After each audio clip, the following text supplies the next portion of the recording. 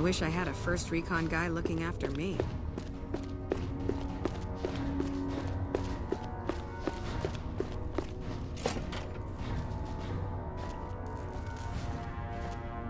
I'm usually good with faces, but I don't think I've seen you here before. What brings you to Camp McCarran?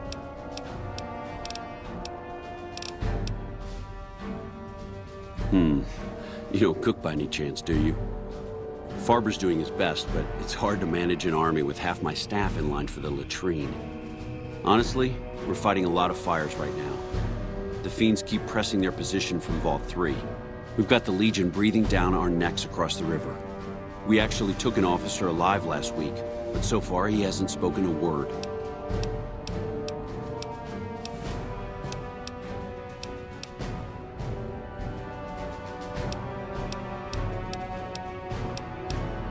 Yeah, on top of everything else, I can't send a patrol on a bathroom break without it being ambushed by someone who heard they were coming.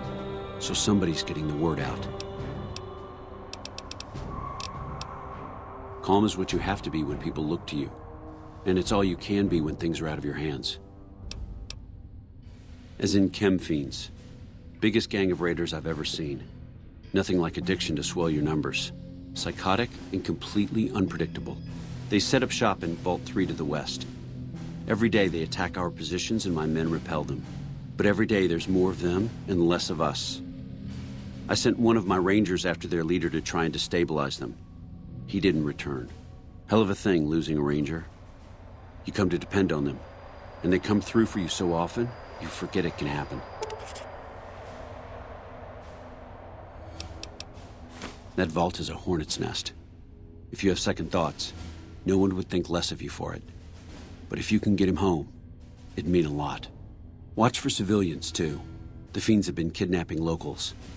They just walk right into people's homes in the middle of the day and take them. But the man you're looking for is Bryce Anders. Anders was trying to find the leader, Motor Runner. You hear something like a chainsaw? You've found Motor Runner. Put a bullet in his head, and you'll have some new friends around here.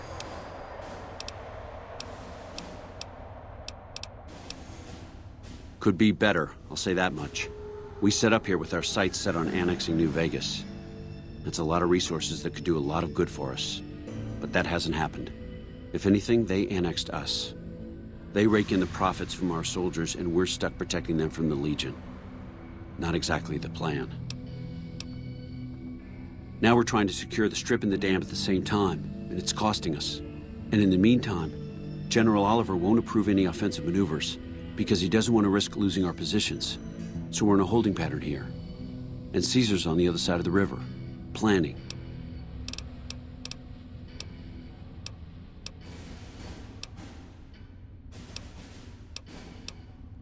It's our main base.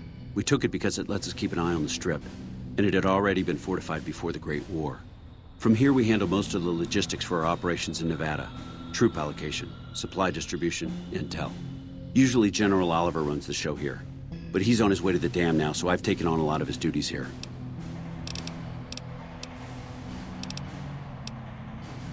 Unfortunately, no. In fact, the word from the ranger stations has been especially concerning lately. Sounds like they've run into overwhelming resistance, and supplies just aren't reaching them. It's been so bad, I asked Sergeant Reyes at Camp Forlorn Hope to look into it, and see how it is that things could be so fouled up there. Everything was going according to President Campbell's plan at first. We met minor resistance from local troublemakers. But our two main objectives are still contested. Mr. House controls the Strip, and he won't so much as meet with our ambassador. And we're holding Hoover Dam. But Caesar's Legion is positioning itself to overrun it. If it falls, so will New Vegas. We'd be forced to withdraw. Bye.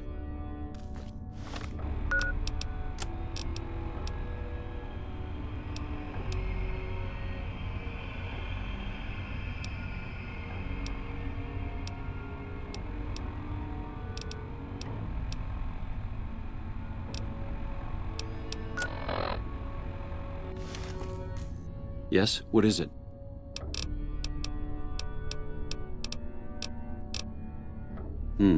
Well, why not? Given your recent arrival, at least I can safely rule you out as the leak. I'd like to have absolute trust in my men, but that's just not practical right now. Go ahead and look into it. See what you find. We don't have much to go on right now. Lately, every raiding party in New Vegas seems to have a map of our troop movements. It derails everything.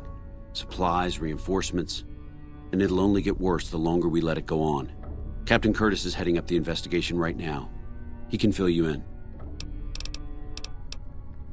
I have Lieutenant Boyd on that already, and she's excellent, but I think she's hit a wall. Talk to her if you like. See if she has any use for you.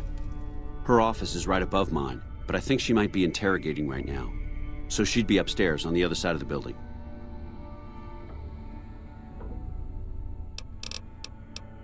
Bye.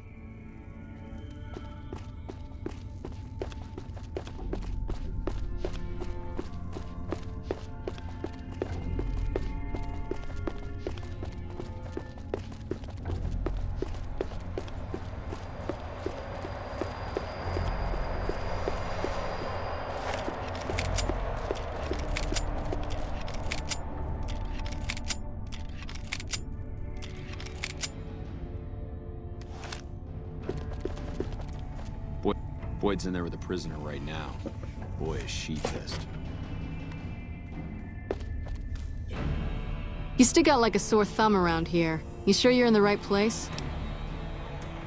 Not big on reading name tags, huh? That's okay. My name is long and difficult to pronounce. Ready for it? It's Boyd. Lieutenant Boyd to my friends. Colonel Shu has me handling the policing duties for the base. I've told him he could make my job a whole lot easier if he would just let me shoot anyone who talks back to me. But you know how colonels can be. Yeah, so far this has gone exactly as expected. Poorly. But with the work you've done for NCR already, you might be just what I've been looking for. We captured an honest-to-God Centurion of Caesar's Legion recently. Better believe it. Everybody in Caesar's Legion, from Caesar on down, will kill themselves before they can be captured. They're so twitchy they'd probably do it if you reached out to hug them. But here's this guy, who's an elite commander in their army, and he just gives himself up, even as his men are slitting their own throats around him. Well, I don't know about you, but to me that sounds like a man who's willing to cooperate. Except he hasn't. Only times he speaks up are to insult you. He's a real prick, by the way. And I'm supposed to get information out of this guy.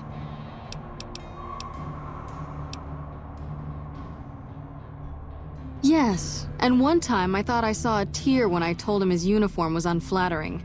But I think he just got some dust in his eye. Don't have anything like that. Sounds nice. Like the kind of thing I'd want to take home and use on my husband. But even if we did, I don't know that I'd be comfortable using it. If there's any risk of overdose, it's not worth it. Asshole's too valuable. I like the way you think. Have I said that yet? Problem is that the NCR frowns on using that sort of tactic.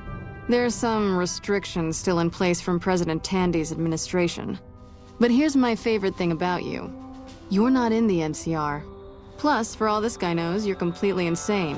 That's a winning combination. I think if you rough him up enough and really put some fear into him, he'll sing like a choir boy. So let's do this. When you're ready, I'll go in and give you a little intro. Then I leave the room and you make him regret the day he was born. We go back and forth a couple times until either he talks or he can't move his jaw anymore. Either way, we've had our entertainment for the day. That's the spirit. Okay, I'll go in and have a word with him. Then I'll call you in.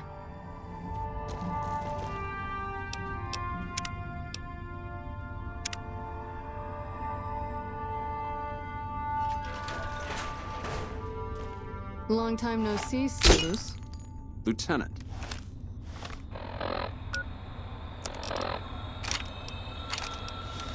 I was just thinking about you. Yeah!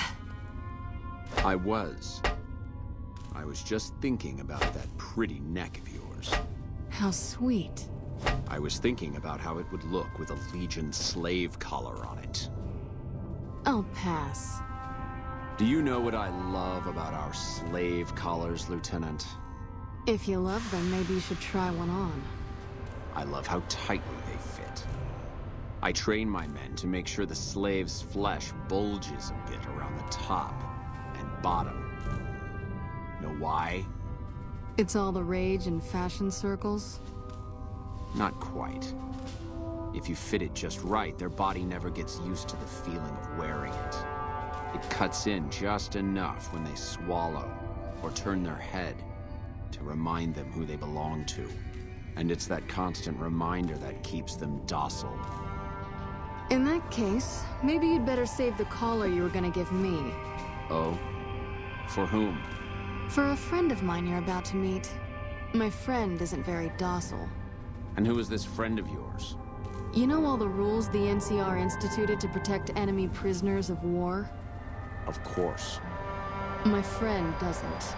Oh, and Silus, if you resist at all, I'll personally blow your brains out. Come on in, he's all yours. I'll be back in a bit to see how you're getting along. And I'll need you to surrender your weapons before you go in. You can pick them up from the locker on your way out.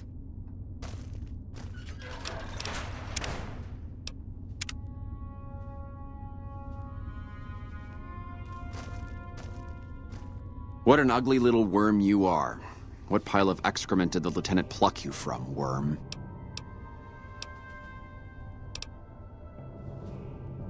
I can take anything you've got. Whoa!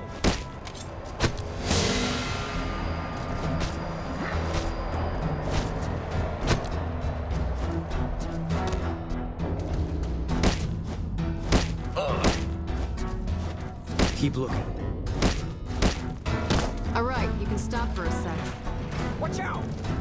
Whoa, easy there. You're supposed to rough him up a little, not kill him. Why don't you step outside a minute? Let off some steam. Nice job. I think my friend doesn't like you, Silus. I don't know how much longer I can keep her under control. You think this'll make me talk? A beating? This is the best you can do? Not I'll sit tight. just any beating, Silus. A savage beating.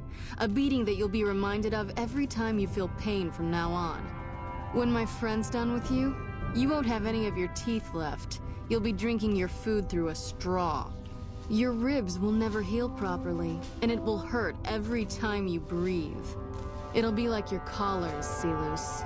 Impossible to forget. Go to hell. Huh.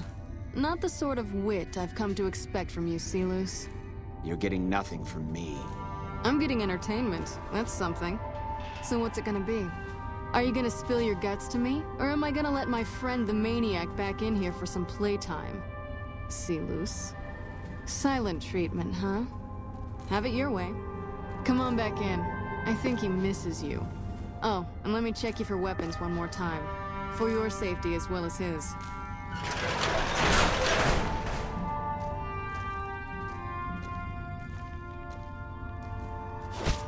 Whoa!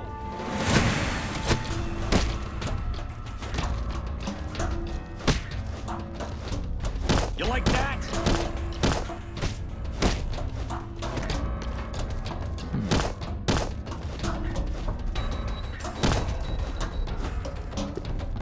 Enough, this is pointless.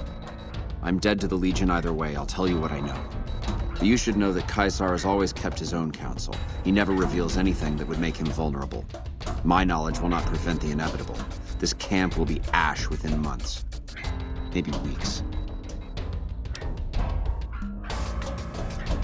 Something is wrong with Caesar. Something he is attempting to hide from his men. But it was obvious before we set out on this last mission. For 3 days, we awaited his order to dispatch us. 3 days. But he hid in his tent, refusing to give orders, complaining of headaches.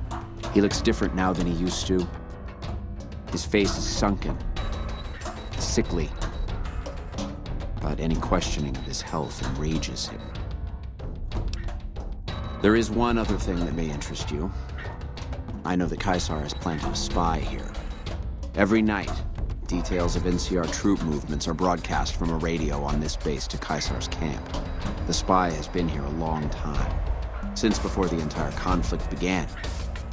He's an officer, If I knew who he was, I would tell you. If I escape and he's alive to report it, the Legion would hunt me down. But like I said, none of this information will change the outcome for you. No force can hold back the tide of the Legion.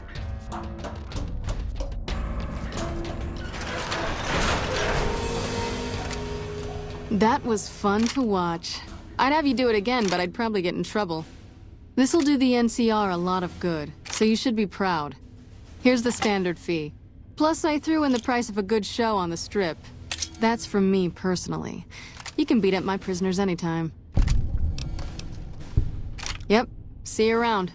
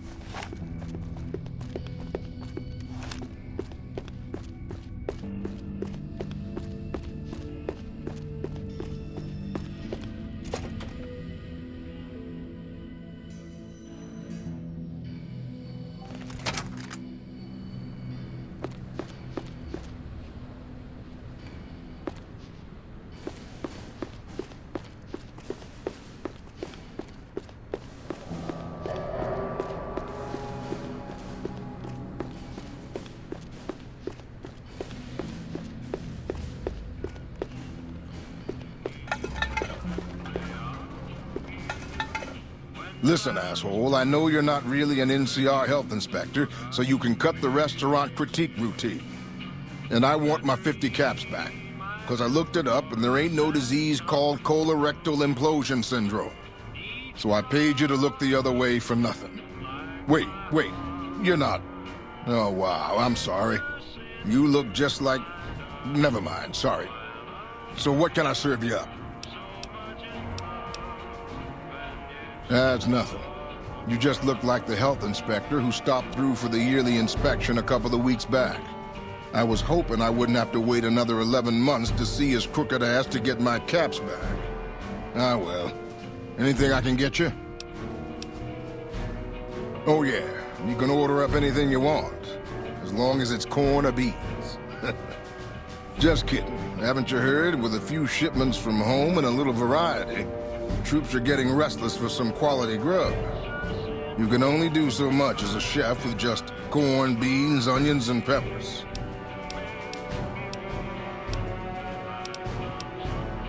Well, we haven't had any quality meat in months. Everyone in the camp just eating beans for protein. It isn't pretty. Some of my kitchen machinery is broken down too, so we've been eating mostly raw vegetables. And I'm desperate for spices or seasonings. Anything, just something for the general mood around here.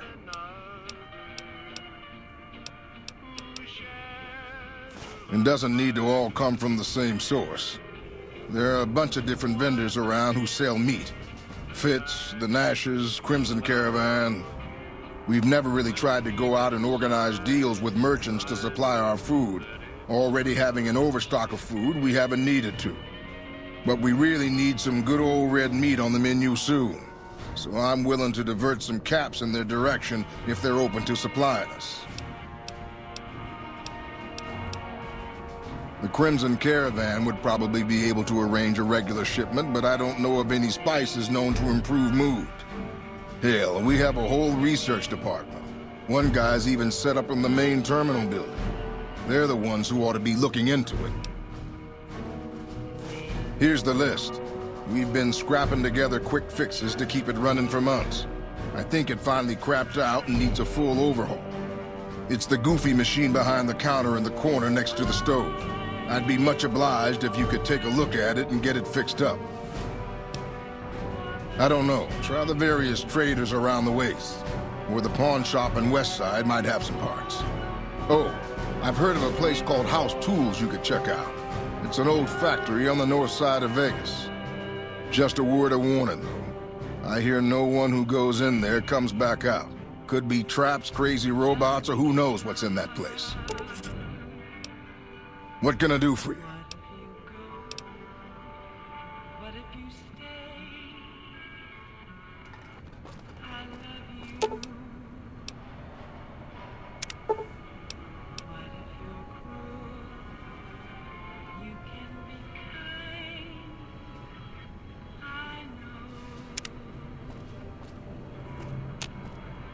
Hey, back for seconds, huh? Amazing. I thought that thing was done for. That'll help me transform what I can offer the troops. I'll give you a little extra discount the next time you buy food from me. Thanks again.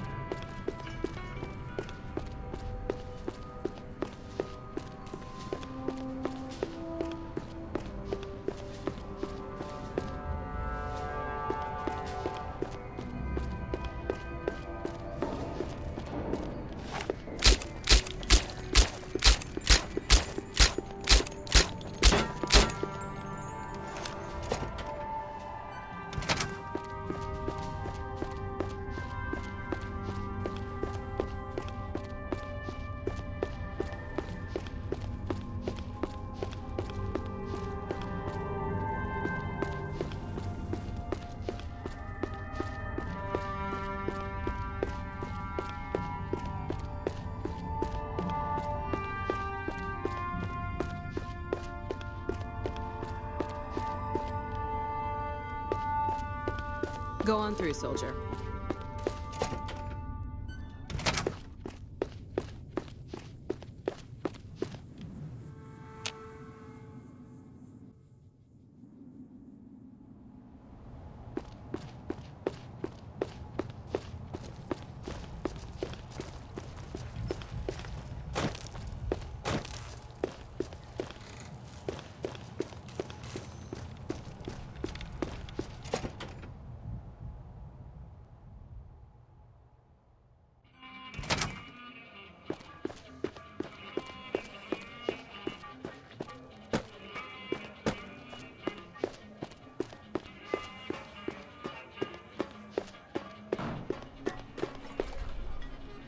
Caesar awaits. Always a pleasure.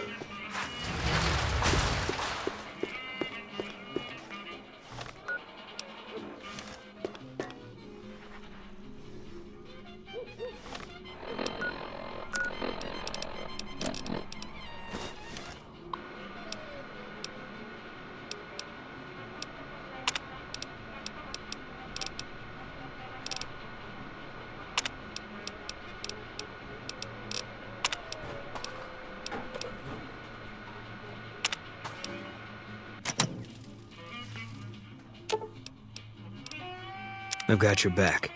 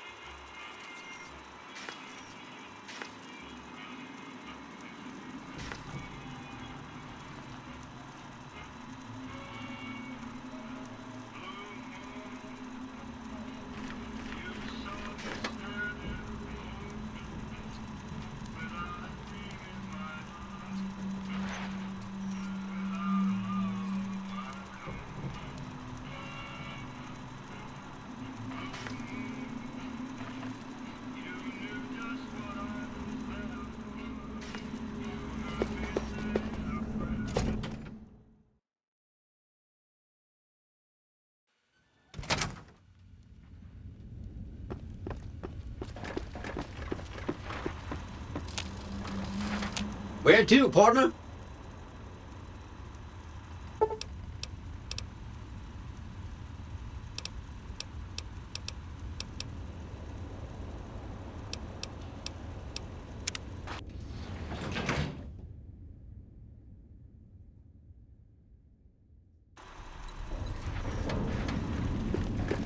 Always a pleasure.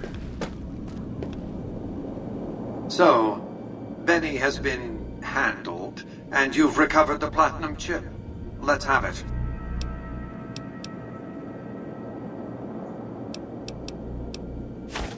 Such a small thing, isn't it? And yet so capacious, so very dear. Decades of hiring salvagers out west to search for this little relic in the ruins of a place called Sunnyvale. Back then, anyway. That's where the chip was printed, on October 22nd, 2077. It was to have been hand-delivered to me here at the Lucky 38 the next day. But the bombs fell first. Suffice it to say, the delivery was never made. A great deal shall be happening, a cascade of events with you taking a central role. At the moment, however, all you need to do is take the elevator all the way down to the bottom level. You'll understand soon enough.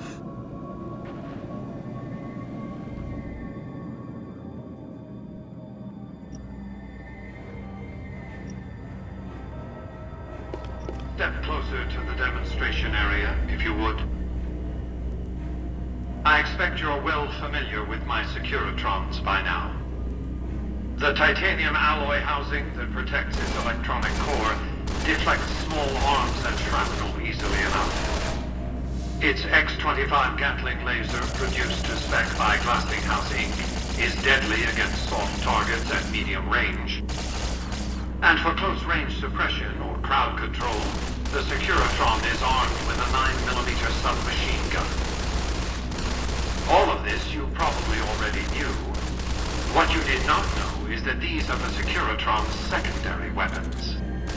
All this time, my Securitrons have had to get by running the Mark I operating system, which lacked software drivers for their primary weapons. Today, with the delivery of the Platinum chip, all that changes. Behold, for the first time, Securitrons running the Mark II OS. The M235 missile launcher gives the Securitron the ability to engage ground and air targets at significantly longer ranges. And a rapid-fire G-28 grenade launcher ensures the Securitron is deadly in close-range engagements. The software upgrade also includes drivers for the Securitron's highly sophisticated on-board auto-repair systems. Altogether, the Mark II software upgrade confers a 235% increase in combat effectiveness per unit. The city of New Vegas finally has soldiers worthy of protecting it. Return to the penthouse now. We have much to discuss. Trips to the basement are rarely so educational, don't you think? I've since broadcast the upgrade to every Securitron in range of my transmitters, and I must say, it's causing quite a stir down on the Strip.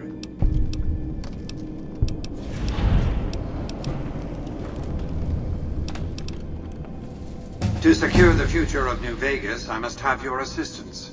The work ahead is dangerous, but you weather danger well.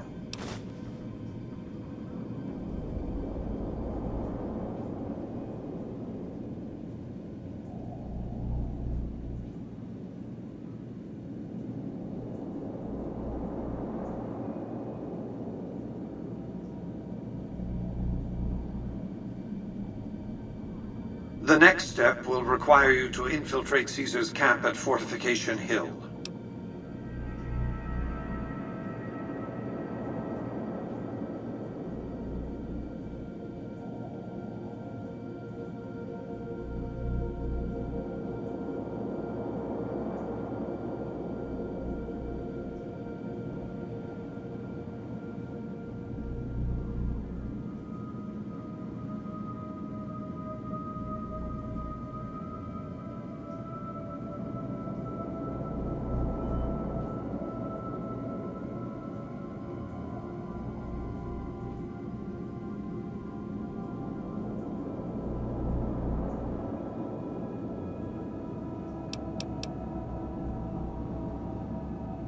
I'm not surprised. The Legion has spies on the Strip.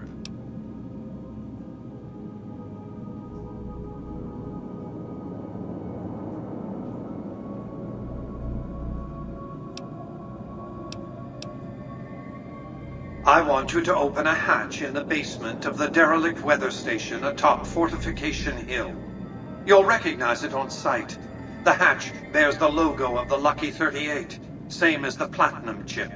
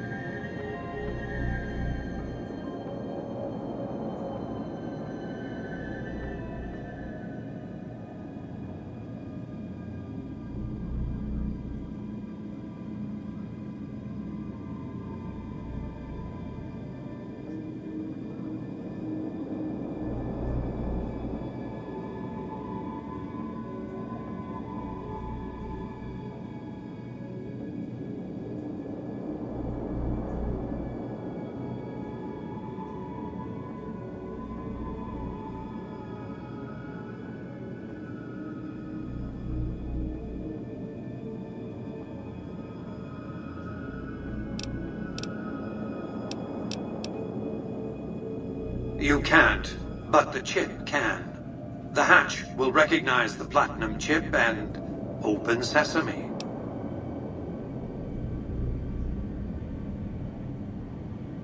Something very important. I wouldn't want to spoil the surprise, so don't bother asking.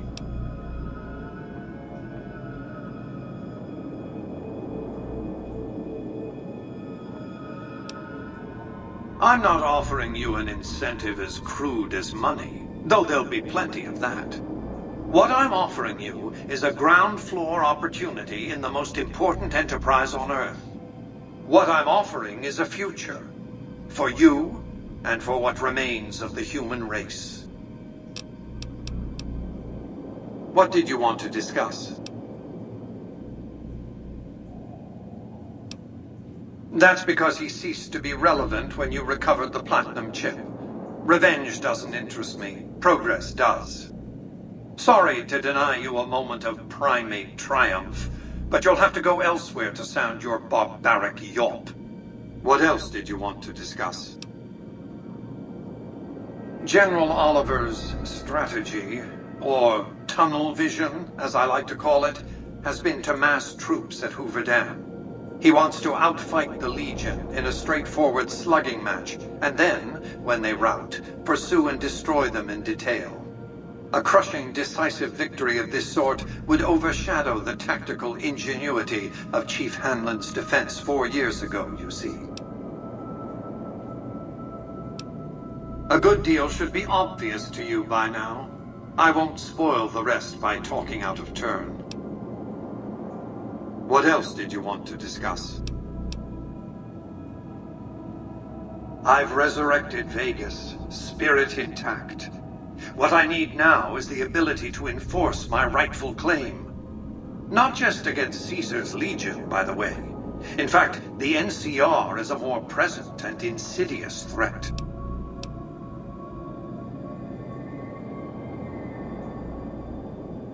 To enforce, one must have force, a position of strength.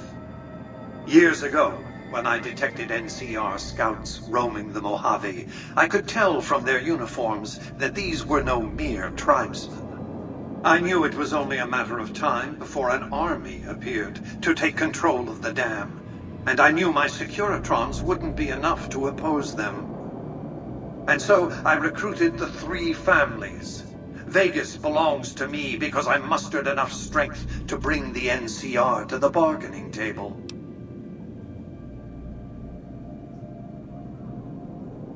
Indeed it was, and still is, but not without taking significant casualties. Would Kimball and Oliver have traded the lives of hundreds of soldiers for absolute control of Hoover Dam? Oh, yes. They weren't afraid of me. They were afraid of Caesar. that attacking me would leave them vulnerable to a Legion offensive. And so they negotiated. Not out of the kindness of their hearts, as they try to make it seem, because the calculus of power left no other choice. NCR forces were permitted to occupy Hoover Dam and establish a military base at McCarran Airport. Well, it used to be one. They recognized my sovereignty over the Vegas Strip and agreed to supply electricity and water once their engineers repaired the dam. Written into the treaty were provisions that the NCR do nothing to prevent its soldiers and civilians from visiting the Strip. That's how I harnessed the NCR to my endeavor. Their occupation has been the engine of my growing economy. The salient issue is that they will go to war with me if given the chance. There's just one reason why the NCR hasn't contrived some outrage to justify invading the Strip. Caesar's Legion. The final battle between those two armies is fast approaching. I can't afford to let either side win on their terms. What else did you want to discuss? What of it? I enjoy them. There's something about a little diorama set inside a glass dome that I find pleasing. If you run across any out in the wastes, turn them in to Jane. She'll compensate you. What else did you want to discuss?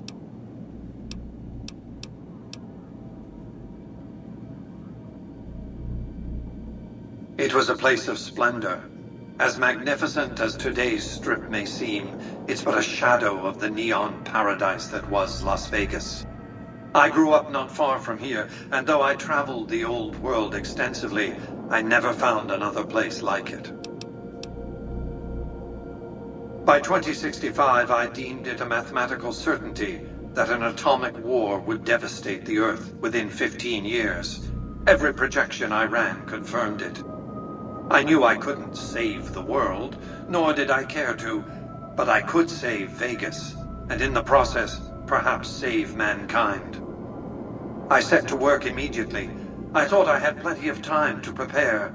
As it turned out, I was 20 hours short. On the day of the Great War, 77 atomic warheads targeted Las Vegas and its surrounding areas. My networked mainframes were able to predict and force transmit disarm code subsets to 59 warheads, neutralizing them before impact. Laser cannons mounted on the roof of the Lucky 38 destroyed another 9 warheads. The rest got through, though none hit the city itself. A suboptimal performance, admittedly. If only the Platinum chip had arrived a day sooner.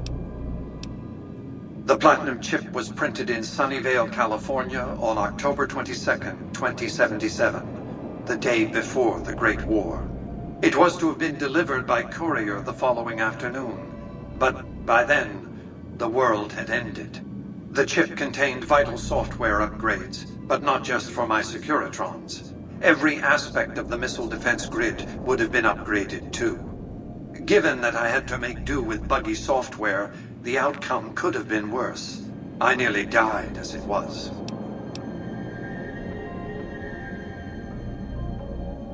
Software glitches set off a cascade of system crashes. I had to take the Lucky 38's reactor offline, lest it melt down. For nearly 5 years, I battled power outages and more system crashes until I finally managed to reboot my data core with an older version of the OS. I spent the next few decades in a veritable coma, but I survived, obviously, and eventually thrived. What else did you want to discuss? Hoover Dam, of course. A hydroelectric dam. The NCR had it up and running at 50% capacity within a year of occupying the dam. By treaty, New Vegas receives 5% of its output. More than enough.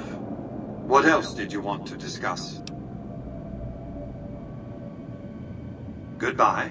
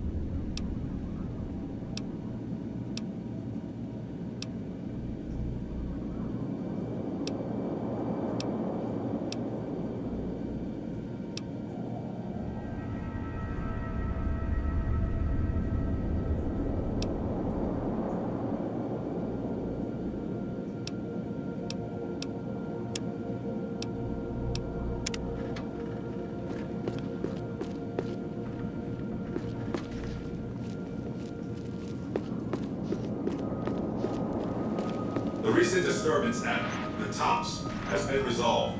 Do not be afraid to patronize the Top. Penthouse floor.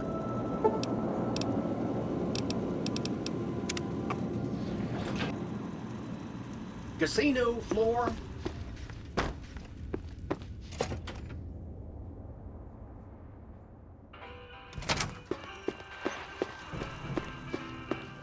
Excuse me, but are you the courier who caused all of that trouble in the Tops?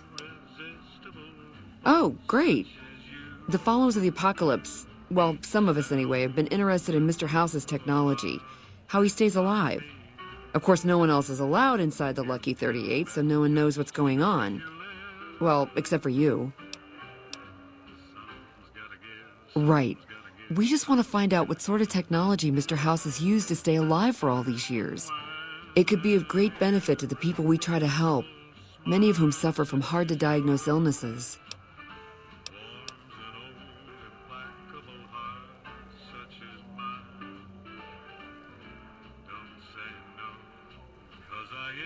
Ah, I see.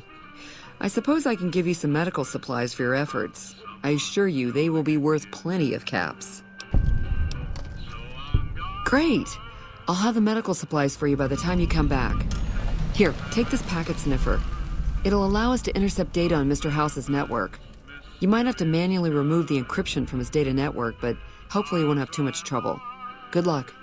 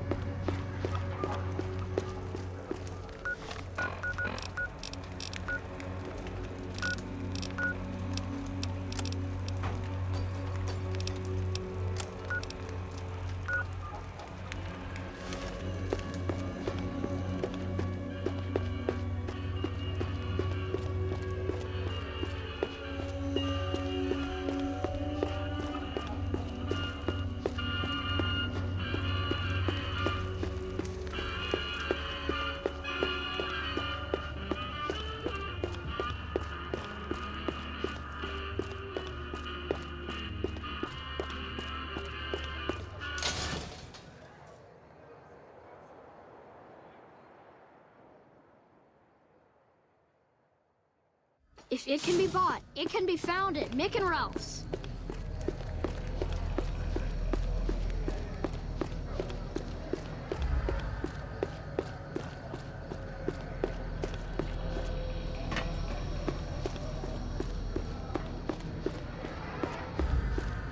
Evening. Need some grub? I got you covered. Cheap and filling. Typically, I find it goes down better if I leave people guessing. So what do you say? Want some? I have my little helpers out and about, always looking for fresh things to add to the stew pot. You may have seen them around somewhere yourself. Now deny your hunger no longer. You'll be back.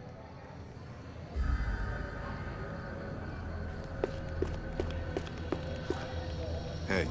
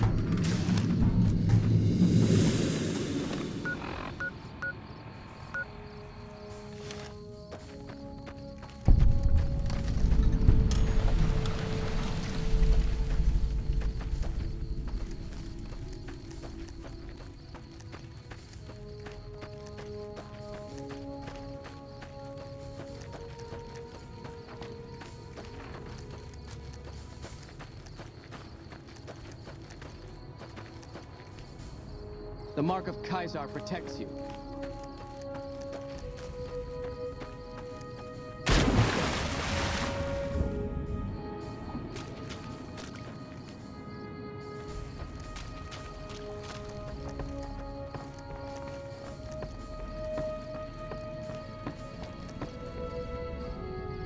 Awe, are you ready to head upriver?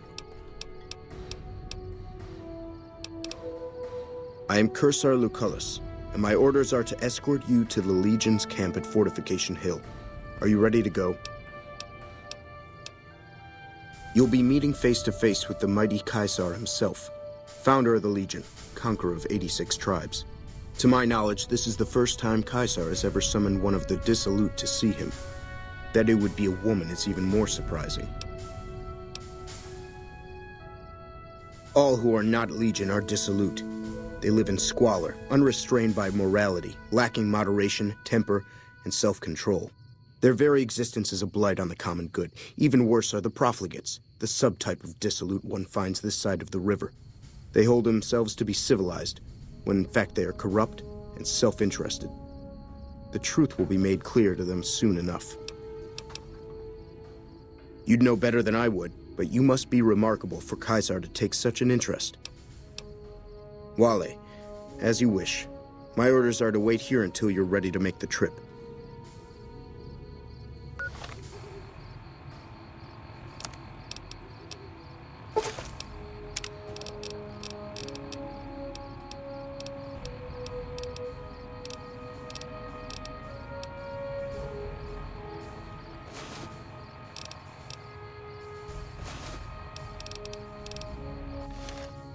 There you are.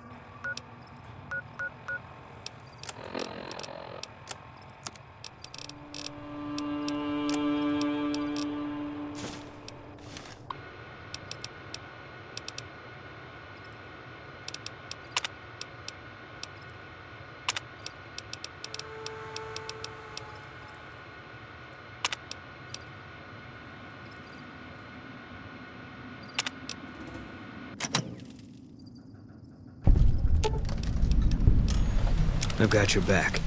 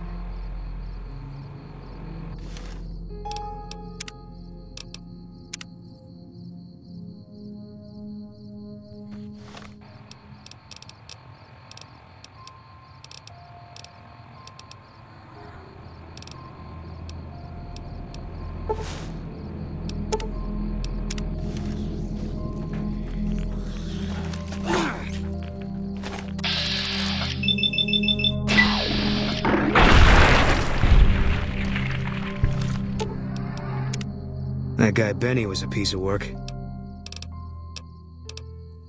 Yeah.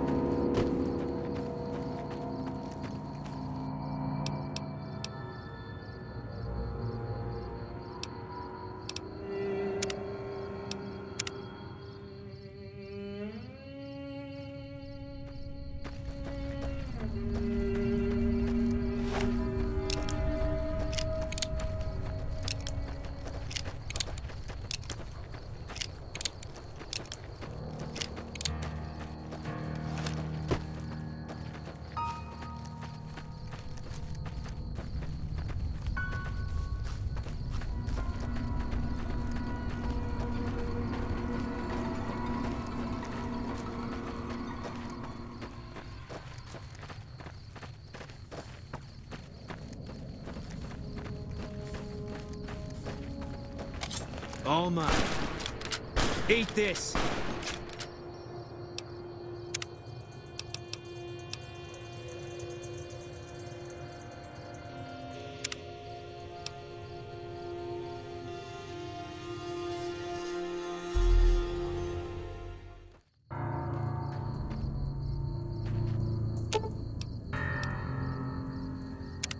What is it? If that's what you think. I'll make my way there.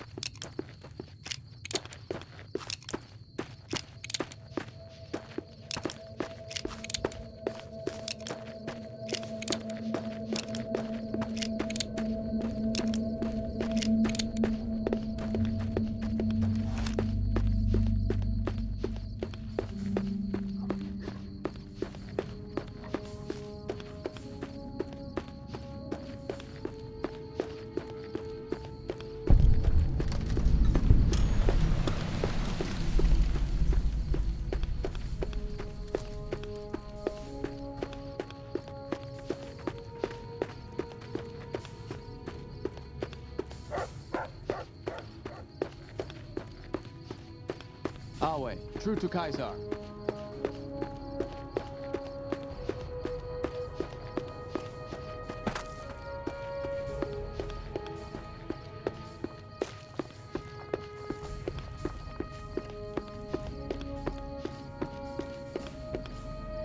Awe, are you ready to head upriver? I am Cursar Lucullus. You'll be meeting. Women are physically and intellectually inferior to men. Their role is to bear children and ensure the survival of our species. Not to say that all women are equally incapable. I trust Caesar will find a worthy use for you. The trip will take a few hours. Take your place on the boat.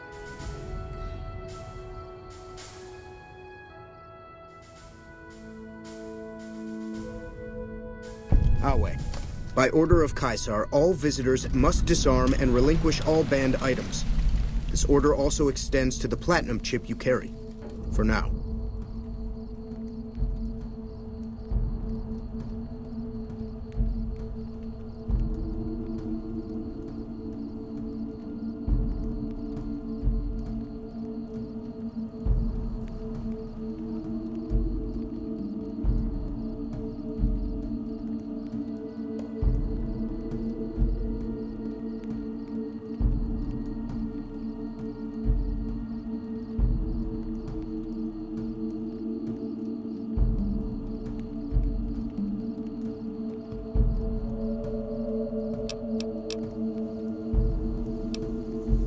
Caesar strictly forbids the use of chems and alcohol. By his order, all visitors must also relinquish their arms upon entry. If you come in peace, then there is no reason to not disarm. You will not be harmed unless Caesar wills it.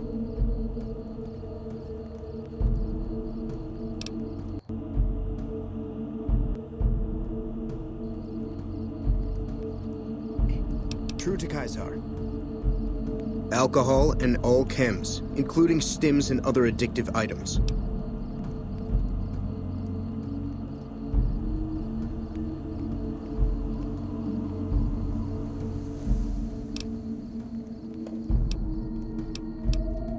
Your belongings will be returned to you when you leave.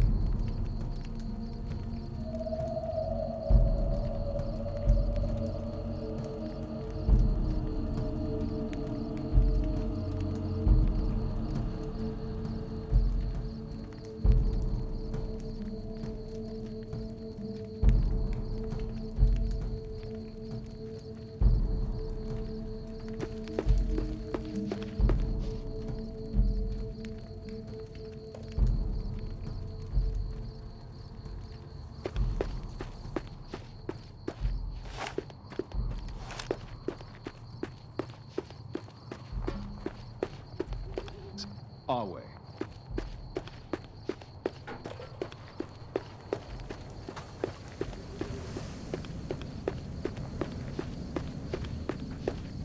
Excuse me.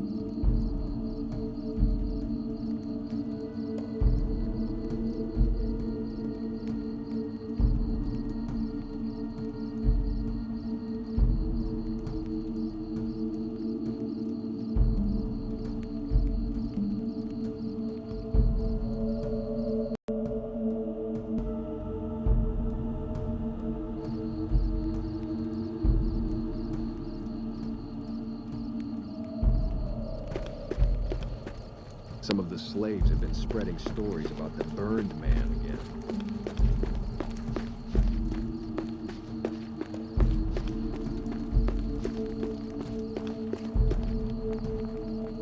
harsh on the children, but they'll be excellent legionaries. I'm quite proud of them.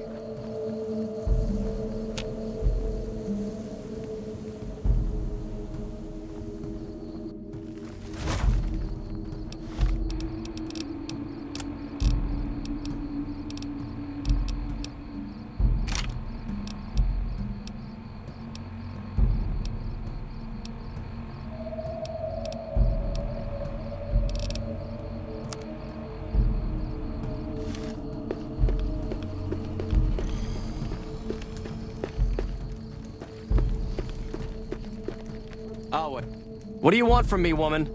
I'm in charge of the arena, not the cooking pots. Women are beneath notice, as Caesar has taught us. I'm only allowing you to speak to me because you are Caesar's guest. I may yet, if Caesar commands it. Such as?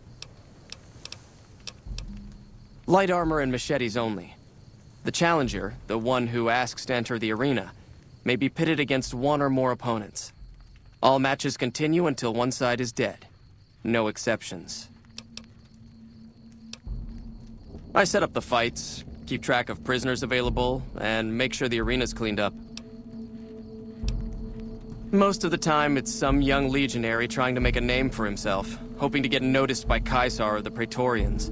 We pit slaves or prisoners against each other once in a while, but it's not much of a show. They're usually too reluctant to kill each other. Like what? Know your place, woman. Unlike the profligates of the NCR, only men fight in the Legion. Go.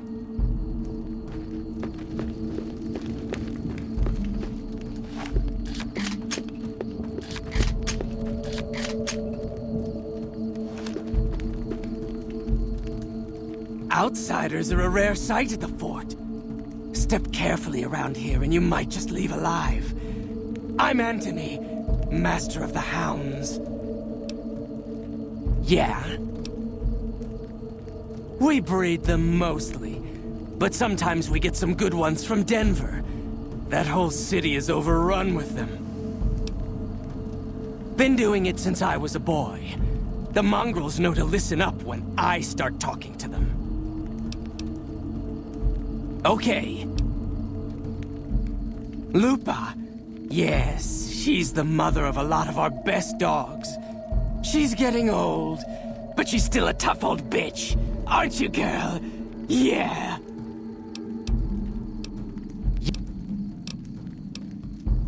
I've been around dogs all my life.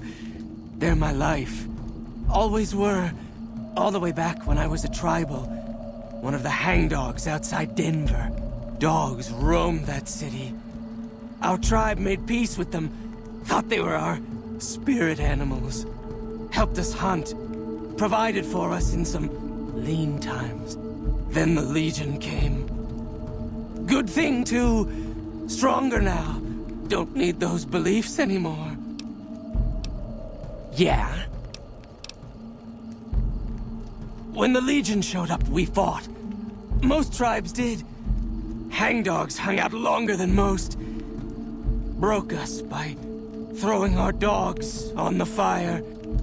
So we gave up. Our elders couldn't bear the idea of our spirit animals burning in the afterlife. Caesar was impressed enough to conscript us. Use our skills with dogs to join the Legion as Hound Masters. Later...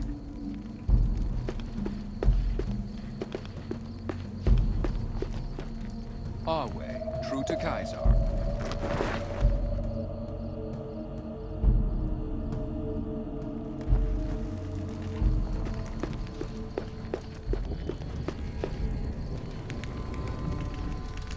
So I finally get to meet the courier who's accomplished so much in so little time.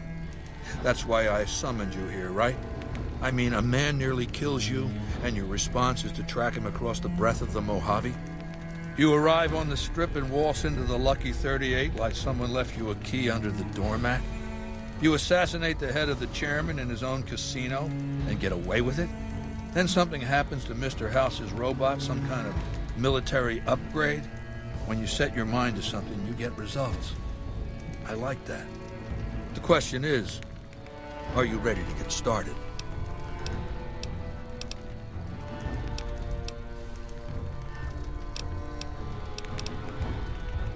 I have eyes and ears everywhere.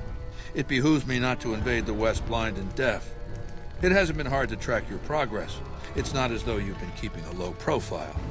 The time is fast approaching when my Legion will assault the Great Dam and invade the West. Before that happens, I want Mr. House knocked out of the game. A quick 1-2 punch, with you doing the punching. Down the hill, at the west edge of camp, is an old building. It was here when the fort was taken in 2277. Inside the building is a hatch, and inside that hatch are 2 steel doors that bear the sigil of the Lucky 38 Casino. Now that same sigil is on the platinum chip you were carrying. Isn't that interesting? Even more interesting, there's a slot about the same size as the chip on the console that opens the hatch. So you know what I think? I think the platinum chip opens those doors. Doors that can't be pried open, or drilled open, or blasted open. Because all that, I tried.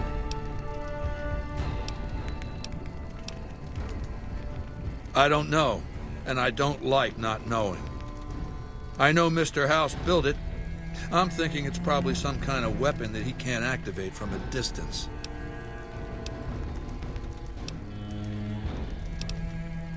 I want you to destroy whatever you find in there, and then I want you to come back here and tell me about it. So go to the building and take this fucking platinum chip with you. My legionaries will meet you there, with your weapons and equipment. Goodbye.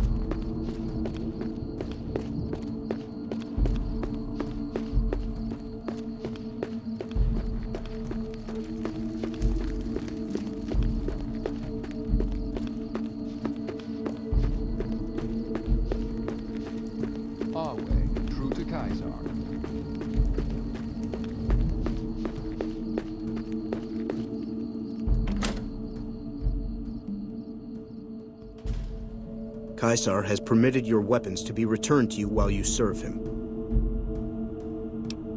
Caesar has put a lot of trust in you. Be worth it.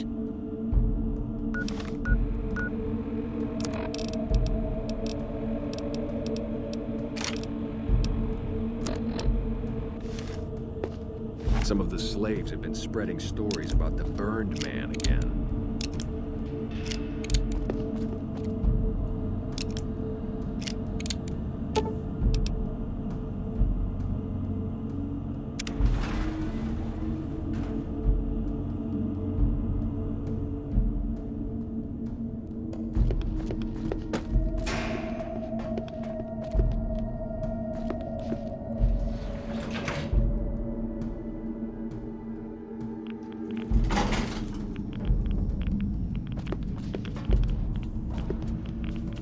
Stop wasting time. Go upload the data on the platinum chip to the facility's primary computer. Hostile target detected.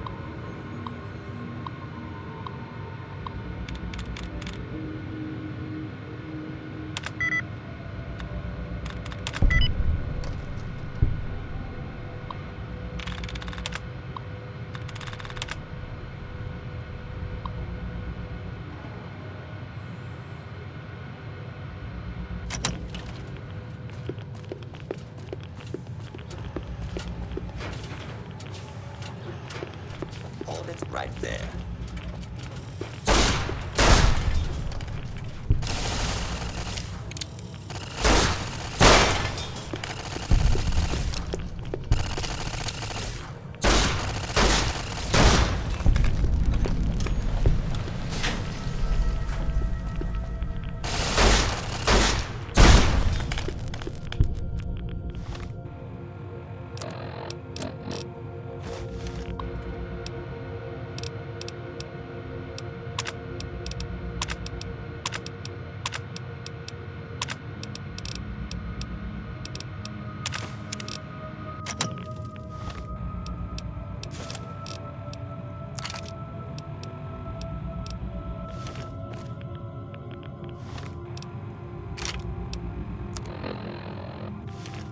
This area clear.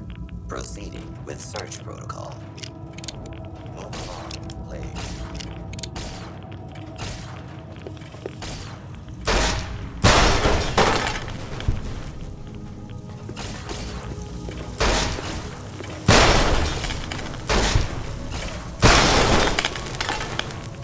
Law-abiding citizens, please leave the area.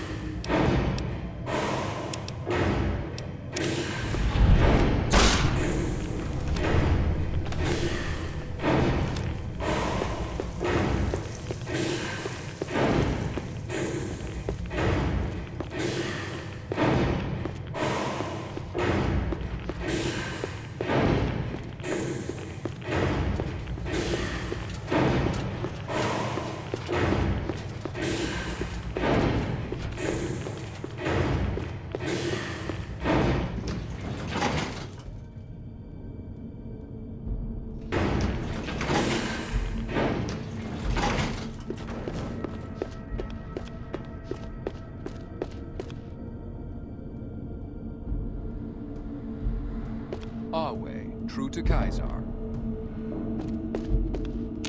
You've carried out Caesar's will, but I must confiscate your equipment again. You're free to leave.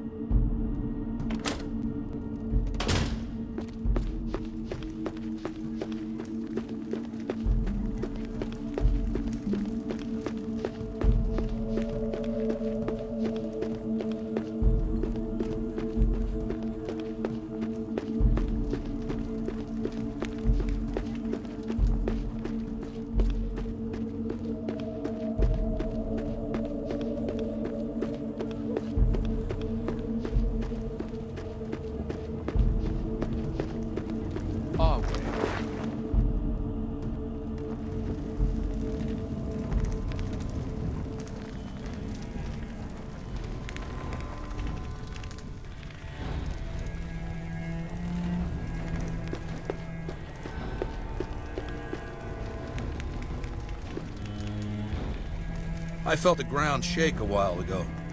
I'll take that as a sign you've got the job done. Let's press on, shall we?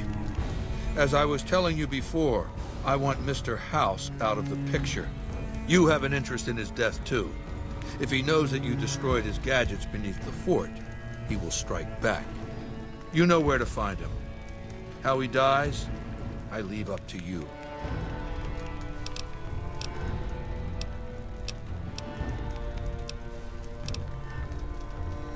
It's called an autodoc. As the name suggests, it's an automated physician, more or less. He can treat broken bones, cuts, punctures, scrapes. Sometimes I bestow its use upon someone I favor. Makes for a powerful gift in a culture that forbids painkillers and is largely ignorant of medical science.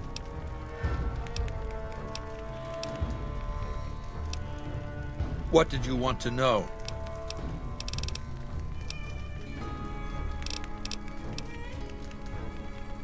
My Praetorians embody the martial ideals of my legion. Each one of them has done enough conquering and killing to deserve the rank of Centurion. Instead, I invited them to join my guard. So the invitee chooses whichever current guard he thinks is weakest and challenges him. The fight is to the death. It keeps them from getting complacent.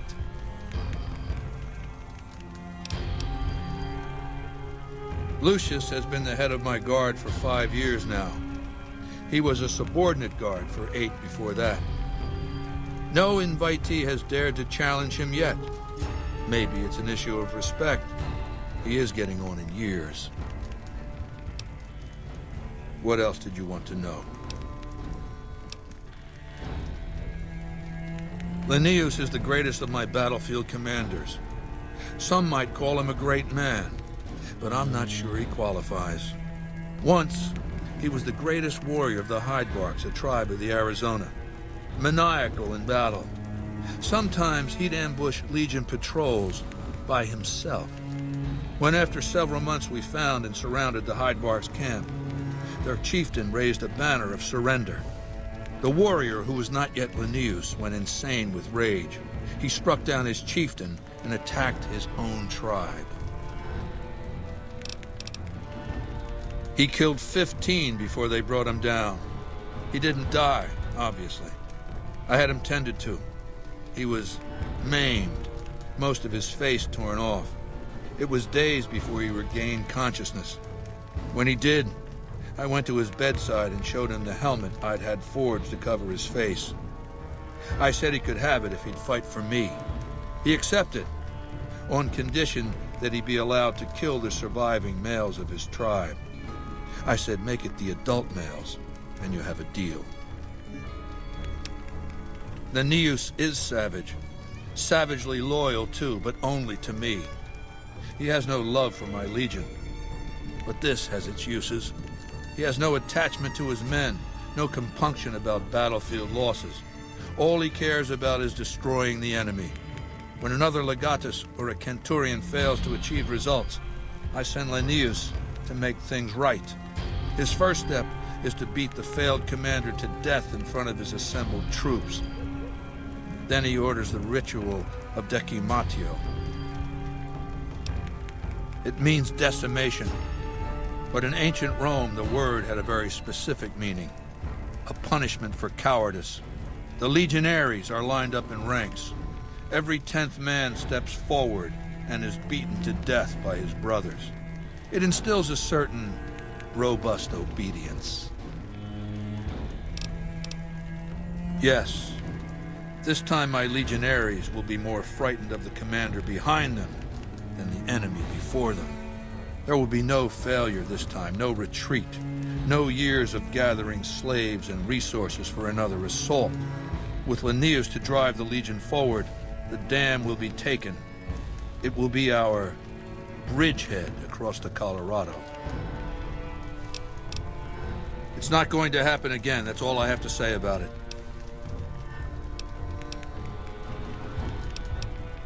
And I've heard it's a bad idea to tempt the wrath of Caesar. Change the subject. What else did you want to know?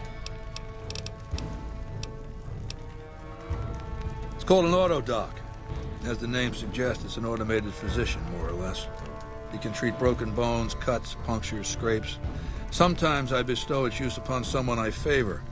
Makes for a powerful gift in a culture that forbids painkillers and is largely ignorant of medical science.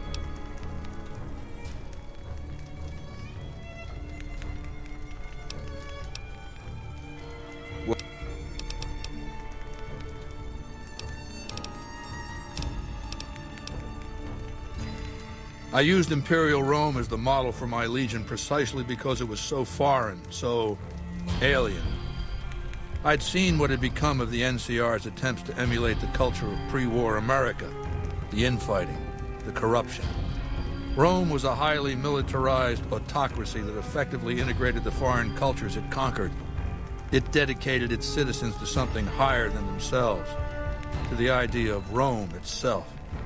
In Rome, I found a template for a society equal to the challenges of the post-apocalyptic world, a society that could and would survive, a society that could prevent mankind from fracturing and destroying itself in this new world by establishing a new Pax Romana. It means a nationalist, imperialist, totalitarian, homogenous culture that obliterates the identity of every group it conquers. Long-term stability at all cost. The individual has no value beyond his utility to the state, whether as an instrument of war or production. No, I'll destroy it because it's inevitable that it be destroyed. It's Hegelian dialectics, not personal animosity. How do I put this basically enough? It's a philosophical theory, the kind you might encounter if you took time to read some books. The fundamental premise is to envision history as a sequence of dialectical conflicts. Each dialectic begins with a proposition, a thesis, which inherently contains or creates its opposite, an antithesis. Thesis and antithesis. The conflict is inevitable, but the resolution of the conflict yields something new, a synthesis, eliminating the flaws in each, leaving behind common elements and ideas. The bombs wiped the slate clean. Human civilization descended to a level of ignorance that effectively set our cultural progress back to zero. The NCR has all the problems of the ancient Roman Republic: extreme bureaucracy, corruption, extensive senatorial infighting. Just as with the ancient Republic, it is natural that a military force should conquer and transform the NCR into a military dictatorship. Thesis and antithesis. The Colorado River is my Rubicon. The NCR Council will be eradicated, but the new synthesis will change the Legion as well. From a basically nomadic army to a standing military force that protects its citizens and the power of its dictator. What else did you want to know?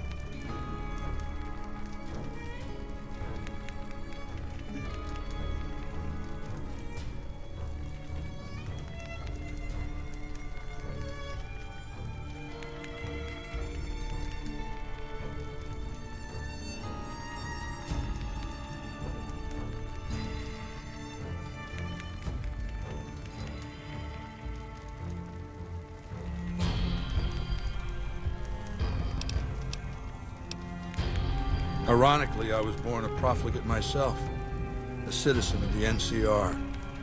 My family lived not far from the Great Boneyard.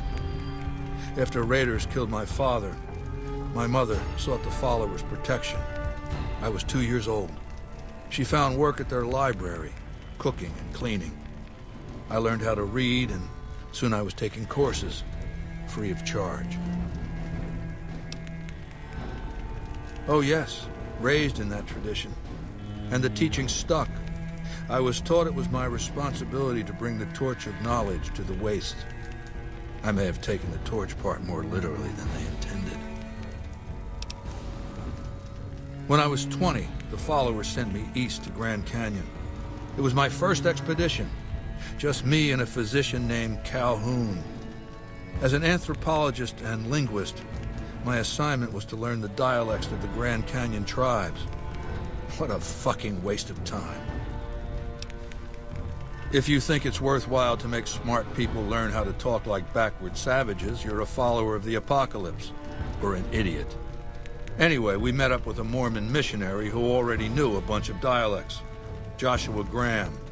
He was supposed to teach me, but before that went too far, the Blackfoot tribe captured us to hold us for ransom. They were a backward bunch, but the real problem was they didn't know how to fight.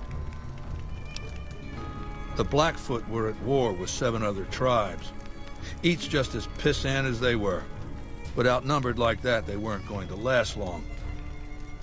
It's one thing to be taken hostage, another to be lashed to a sinking ship. So over Calhoun's objections, I decided to take certain steps. I taught them how to use the guns they already had, how to strip and clean them, how to breathe when pulling a trigger, how to reload ammunition. They looked at me like I was some kind of a sorcerer. So I taught them how to make explosives and started drilling them on small unit tactics. If there's anything I learned as a follower of the apocalypse, it's that there's a lot of good information in old books. Divide et impera, divide and conquer. I led the Blackfoot against the Ridgers, their weakest enemy.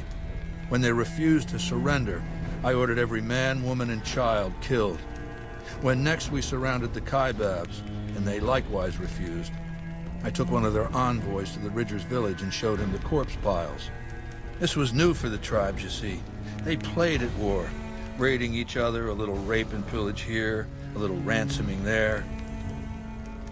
I showed them total warfare. Like I said, there's a lot you can learn from old books. Kaibabs joined me, and the Fredonians after that. All the pissant tribes with names that should be forgotten. I knew from the start I'd need to eradicate this plague of tribal identities, replacing them with a monolithic culture, a uniform identity. So that's what I did once my confederation of tribes was large enough. I crowned myself Caesar and created a single great tribe, my legion. I sent Calhoun, the follower captured with me, back west with a message that I should not be interfered with. Joshua Graham, the Mormon interpreter, stayed with me and served as my first legatus. That's right. Decades of warfare, absorbing lesser tribes, gathering power, forging the dross into a vast, razor-sharp scythe. My legion's expansion has never ceased. Much of the Utah and Colorado and all of Arizona and New Mexico are mine. We have cities of our own, but nothing compared to Vegas. Finally, my legion will have its Rome.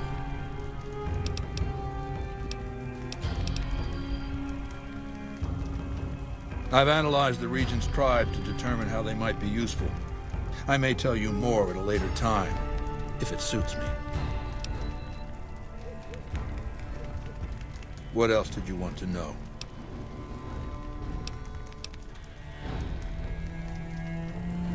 I know he's a coward, hiding behind an army of robots ensconced in that tower of his like a wizard in one of those Grognak comic books.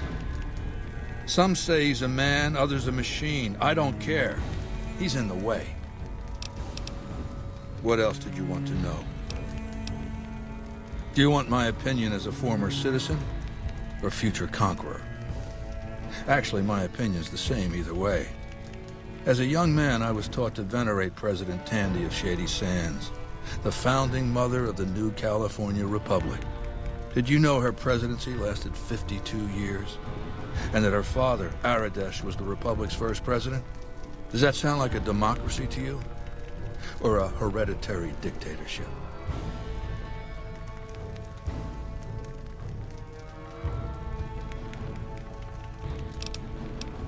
Because the council didn't dare oppose her. She was too popular. She had the people's love. So things ran smoothly, more or less. And as soon as she was gone, as soon as there really could be democracy, what happened then? Ever since losing its queen, the NCR has been weaker, more diffuse.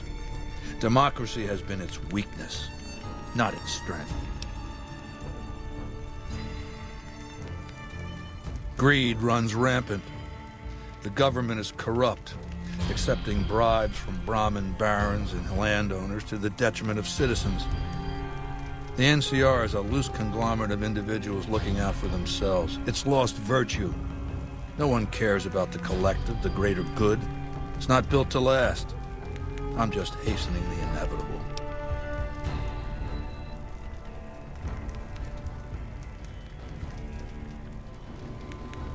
Of course, the most powerful my legion has faced. Also the first to which I am ideologically opposed.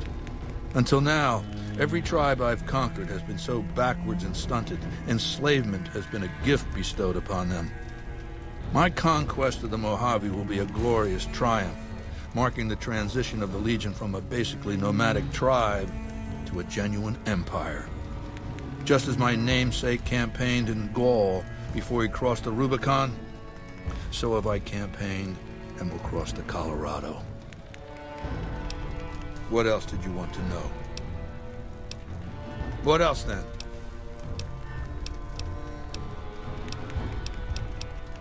Complete your mission and return to me.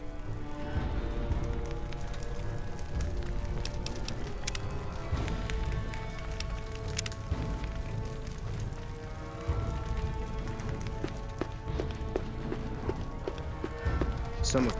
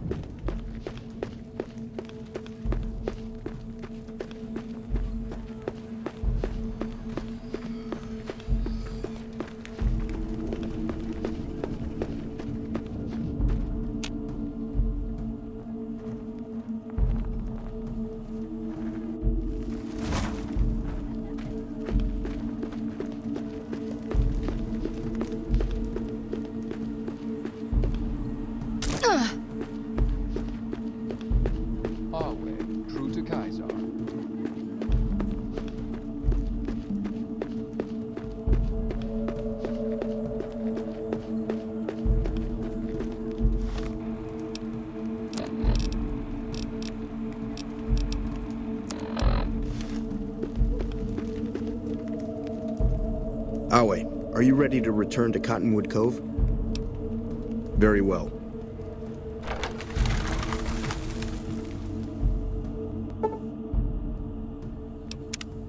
Halt! What business have you in Cottonwood Cove, outsider?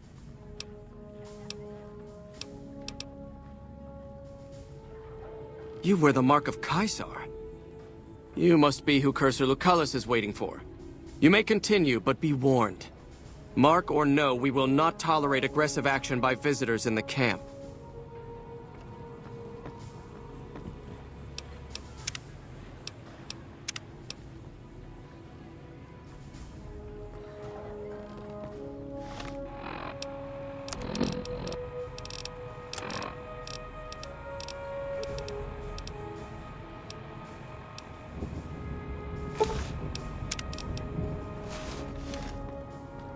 Awe, true to Caesar.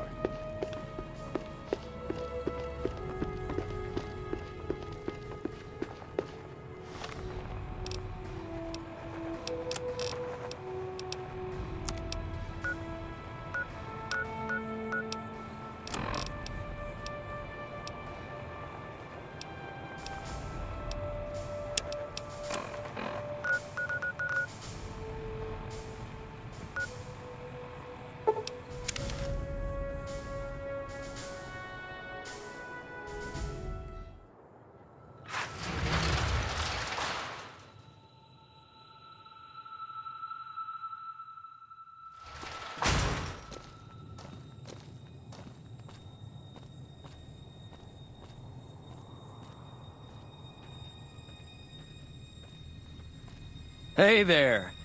Here's the rest of the payment I promised you back in Good Springs. Alice McLafferty runs the Crimson Caravan. You can find her over in the main office. It's been in business for a very long time, and it's probably the biggest trading outfit in California. There's a branch up in New Vegas, but it hasn't been doing so well. Word is that the big boss herself, Alice McLafferty, is coming in to fix things. I'm getting ready to run a caravan up towards Utah. There's a town called New Canaan, which is supposed to be pretty prosperous. The Crimson Caravan doesn't have any branches out that way, so it'll be up to me to get things started. I'll see you around.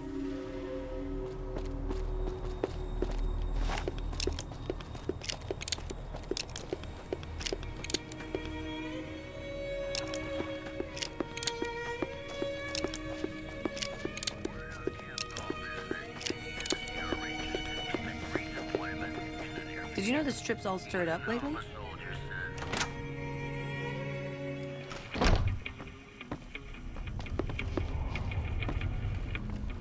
Welcome to the Crimson Caravan Company New Vegas branch. What may I do for you? Certainly. What would you like to know? The Crimson Caravan Company has been in business for over 130 years. We're partially responsible for the progress in the NCR.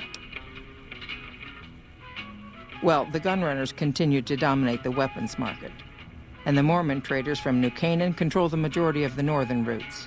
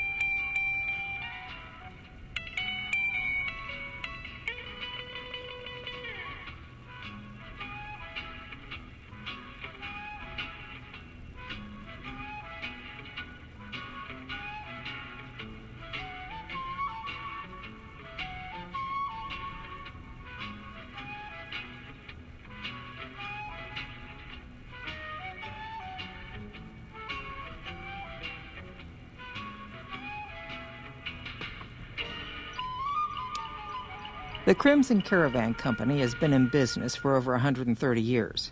We're partially responsible for the progress in the NCR.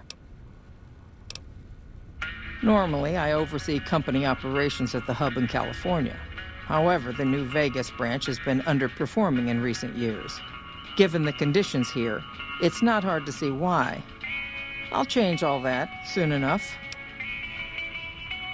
All right. Is there anything else I can do for you? I'm afraid we have no current openings for caravanners or guards, but I am in need of a runner.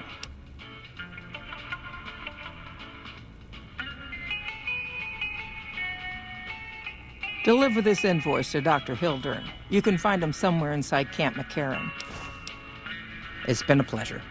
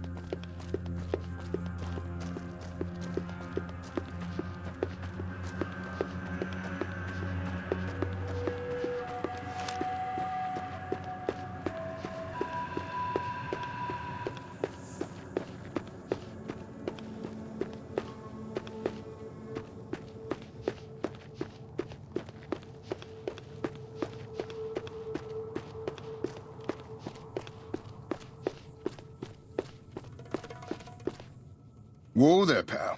You better slow down, or you'll get blown up like the rest of the idiots who thought they'd scavenge in Boomer territory. Now that I've got your attention, might you be interested in a little information? It'll cost you, but it's well worth the investment. Oh, lordy, lordy. You haven't heard of the Boomers? What rock have you been living under? They're a bunch of artillery-slinging, grenade-lobbing odd jobs camping out in Nellis. Wander into their territory and you're as good as mincemeat. There is a way, and I'll tell you, for a little wager. Well, I know the secret to get past. If you give me the caps, I'll tell you. If you make it back alive, I'll double your money.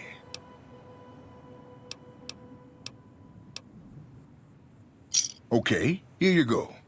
That page has the details, but it's all in the timing as you move from building to building. I'll be here watching, so I'll know if you've made it to the gate or not.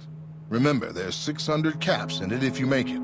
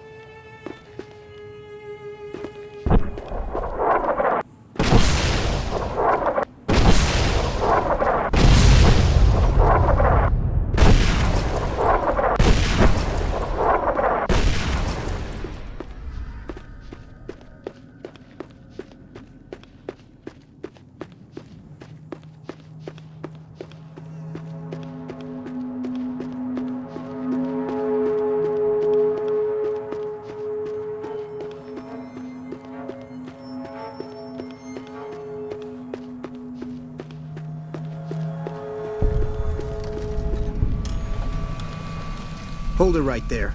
Don't you move. How the hell did you survive that bombardment?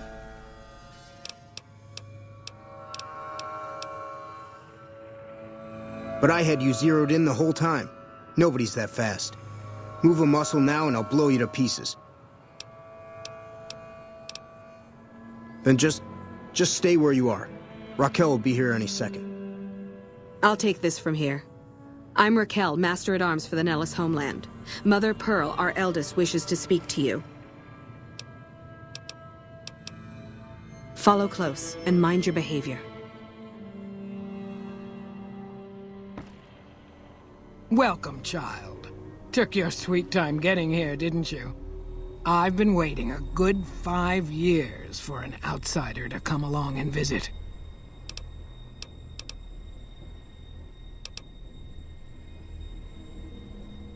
Oh, so many ways. Small ones to begin with, so we can get used to what it's like to have a outsider around and about. Should that go well, maybe you can help in big ways, too.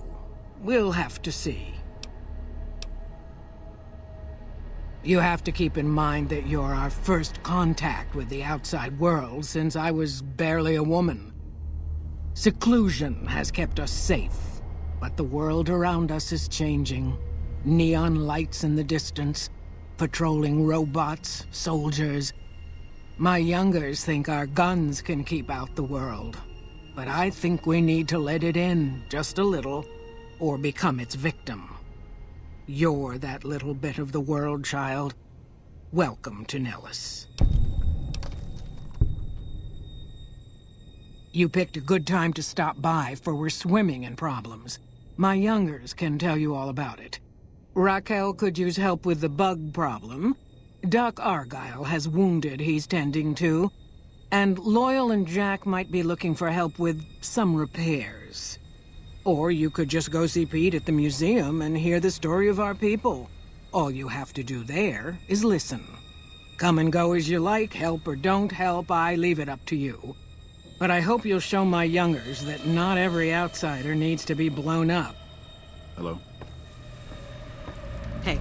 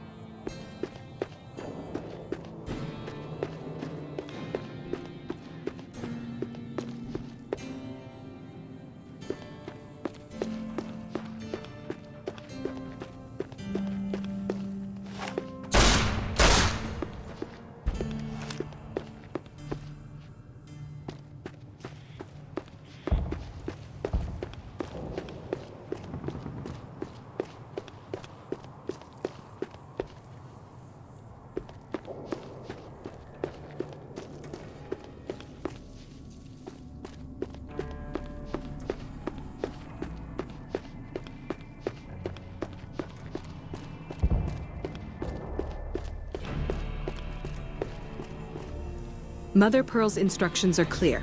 You can move freely around Nellis, and artillery spotters have orders not to fire on you. These are extraordinary privileges. Don't abuse them.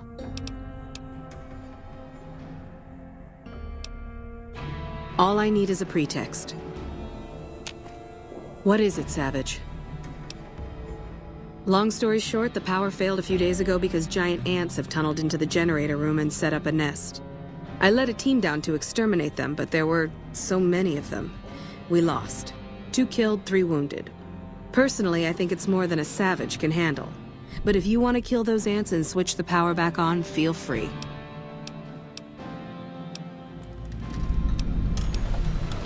Sure, anyone can. But there's more than a few down there. See for yourself. One other thing. The ants must be eating gunpowder from the munitions down there, or something. They exploded when hit by a flamethrower. One of us was using a laser pistol. Same thing. Bullets seem okay.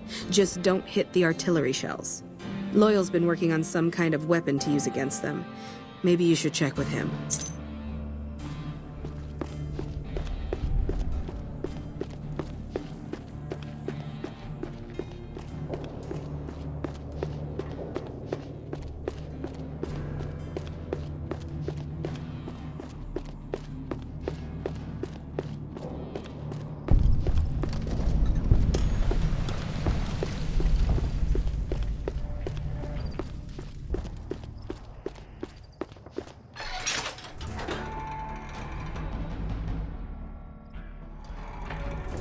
Get out of my face before you get yourself hurt. I hope Pearl knows what she's doing, letting you wander around Nellis as you please. I started building a sonic emitter that might do the trick, but it's useless without knowing the exact frequency that would kill the ants.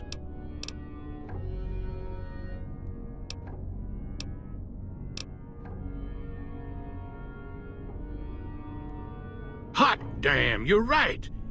It's a matter of boosting across those thresholds, not exact amplitude. You're smarter than you look. Just so happens I was testing it at 24,000 hertz, so it should be good to go. Place it near their nest and cross your fingers. Signal's too high for people to hear, so no harm done. But it might make you feel sick to your stomach.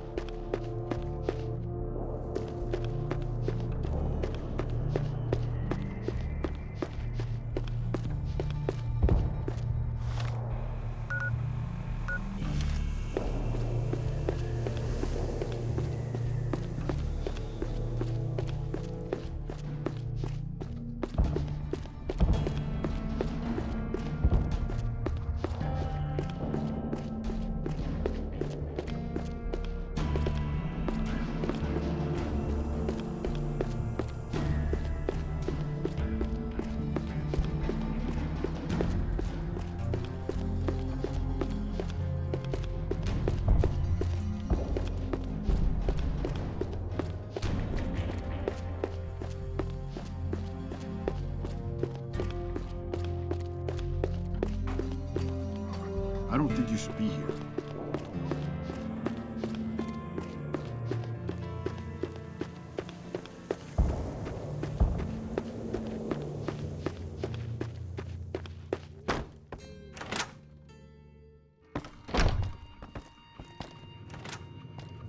I see the power's back on. The ants are all dead?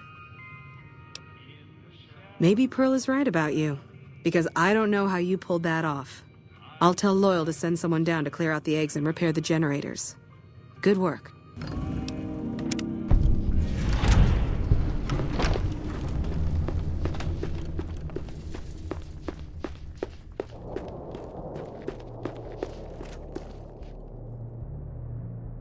I am La Phantoma. I will fly to the side of injustice. Yes, it has been a long time since La Phantoma had a good sidekick. Yeah, me too. This is Mission Control, ready for liftoff. What's your 5x5? You bet I will. I'm almost old enough to fly in the VR sims. That'll be awesome. Bye.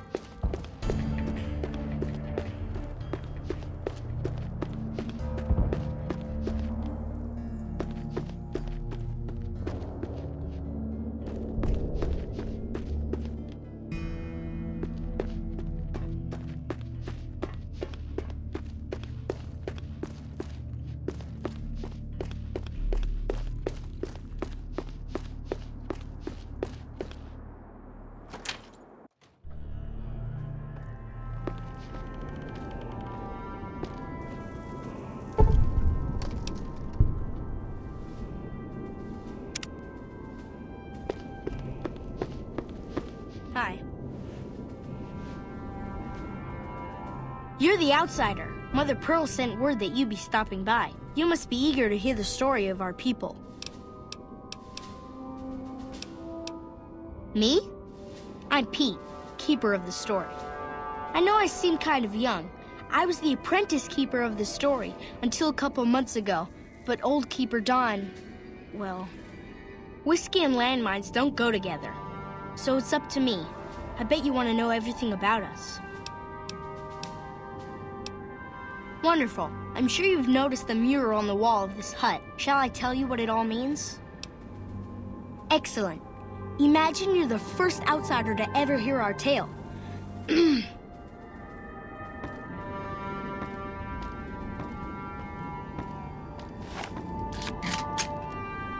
Ages ago, long before I was born, we lived underground. Everyone had guns, but the Overseer wouldn't let us explode anything, not even a hand grenade. We left and wandered the wastes. There were savages with knives. We blew them up with frag mines and grenades, burned them with flamethrowers. It was neat, but there was a downside. For every 43.6 savages we killed, we lost one of our own. We needed a new home. We needed Nellis.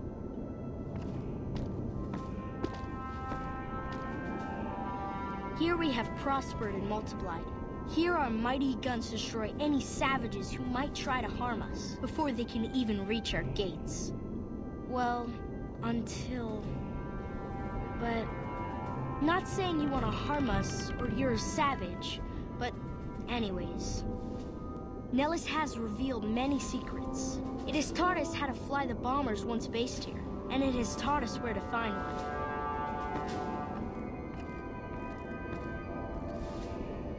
And that is our story so far. For this last image is our future. To restore the bomber, to fly the open skies in armored safety, raining high explosive ordnance upon ignorant savages. This is our destiny.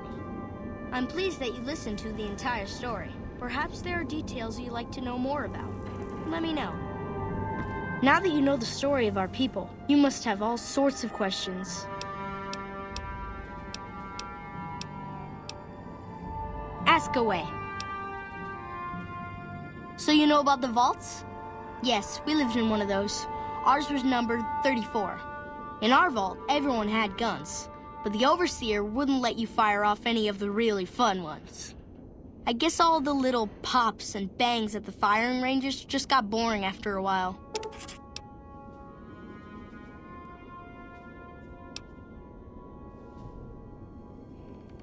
Exactly.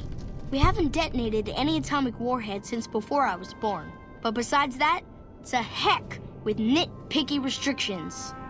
Anything else you want to know?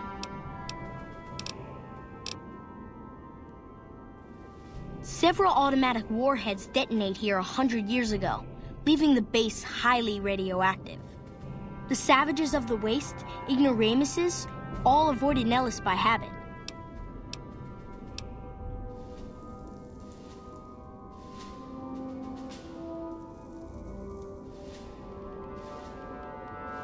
That's exactly right. You're very knowledgeable for a Sav, an outsider. Anything else you want to know? Nellis is a completely self-sufficient community. We draw water from Lake Mead, solar arrays provide power, and we grow our own crops. Indeed we do. Very impressive. Anything else you want to know? You're right, they weren't here when we discovered Nellis. We found the guns at a huge weapon depot called Area 2, many miles from here. It took many weeks to drag the guns and their ammunition back to Nellis, and it was the last time any of us set foot beyond our homeland. Thank you so much. I'll be sure to pass that on. Anything else you want to know? Once we restore power, we learned that some elaborate chairs we've been sleeping in were actually virtual reality simulators. We believe they were used to train combat pilots. We used them extensively. I alone have shot down over 500 Chinese Zion 85 fighters. Before you ask, I'm afraid there's no way you can be allowed to use the simulators. They're for our use only. Sorry. That's beautiful. Yes, it's exactly like that. So free, so... words can't do it justice. Anything else you want to know? Loyal found a file somewhere on the base with magazine articles, photographs, a map even.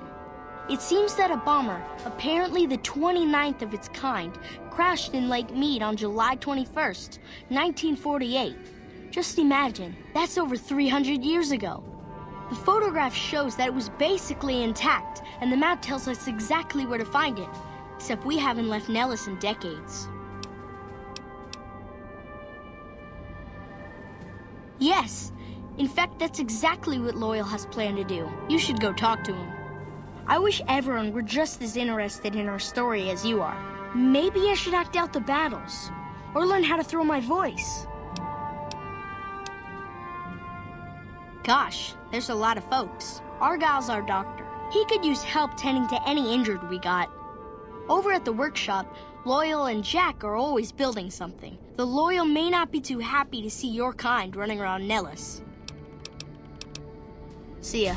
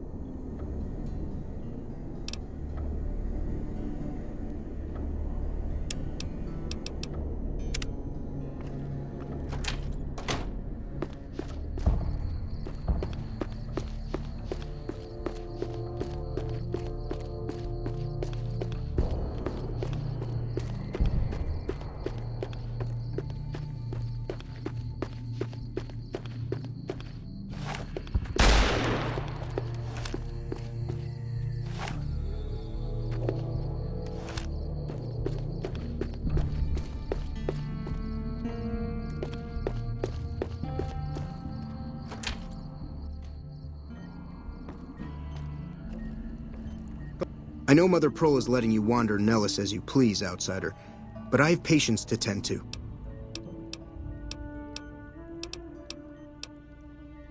Sorry, friend. We really don't have a need for wasteland currency around here. We produce most of what we need.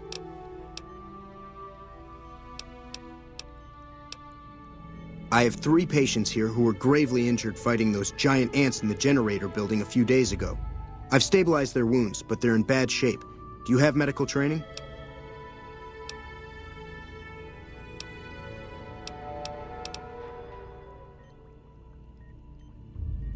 If what you say is true, you can do us a world of good.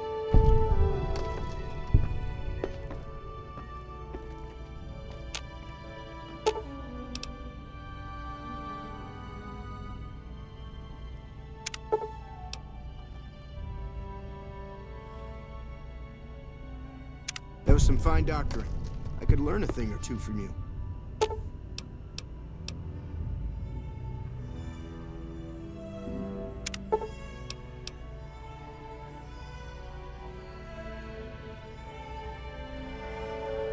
Excellent treatment.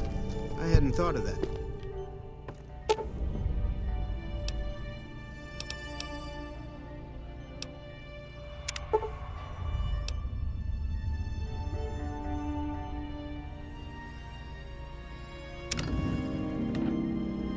I thought that man was done for, but you brought him around. If I haven't said it before, outsider, let me say it now. Welcome to Nellis. Word from Pearl is that you're to be greeted as a friend. Those men owe you their lives. Seems we could learn a thing or two from you savages, when it comes to medicine at least. Don't get blown up.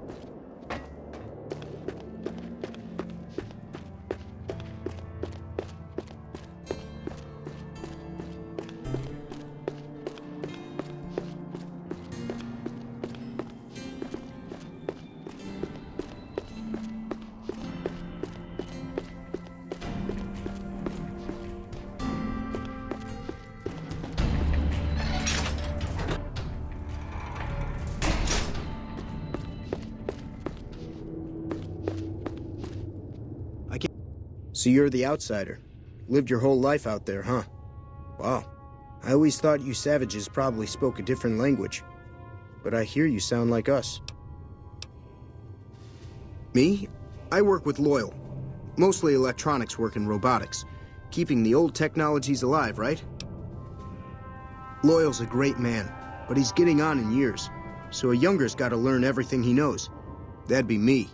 The man knows how to fix and build just about everything that was ever made. It's not easy keeping up with him. What I could use is some scrap metal. It may not sound exciting, but around here we have to recycle every rivet and plate.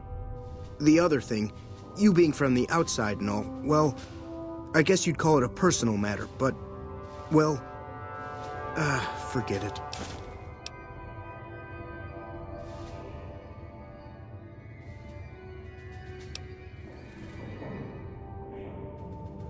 You think I'm handsome?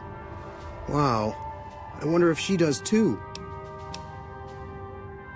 There's an outpost near here. The signs say, Crimson Caravan?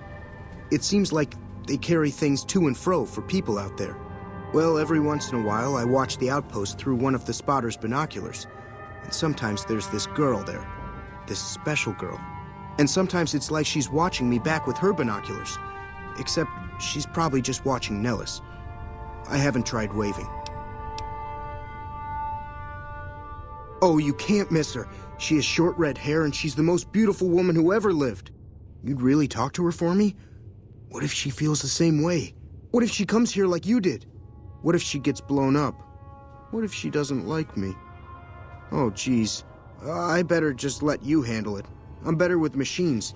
They don't make my stomach queasy like this. That would be amazing. As in, I would thank you forever.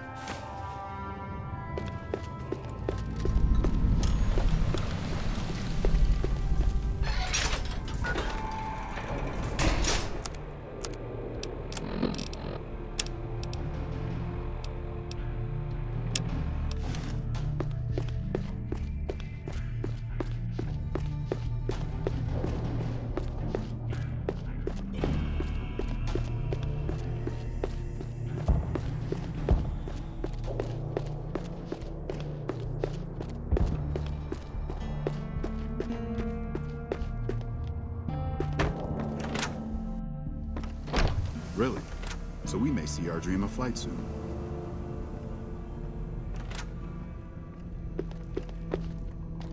You have done well to earn the trust of my people, child. I believe the time has come for you to show your value in full. The people have come to accept having you around. Find Loyal and ask him about our people's fondest dream.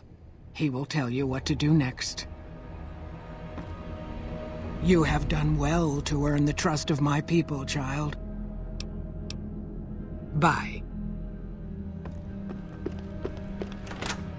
I can't believe we may see the Superfortress built in my lifetime.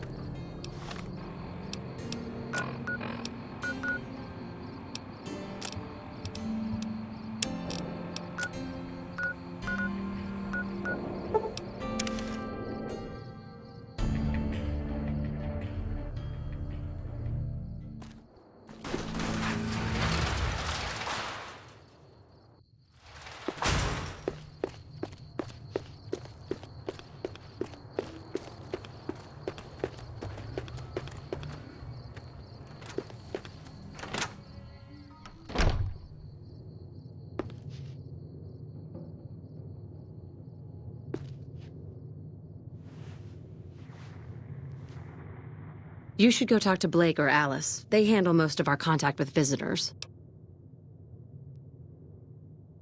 I watch all sorts of things with my binoculars. Who wants to know? And why? Nice-looking blonde boy? I always wondered if he was watching me back. What's he like? Well, you don't have to do that anymore. Sounds like I better hurry to him. Any chance the Boomers would let me visit Nellis? This is so exciting. Let me know how it turns out.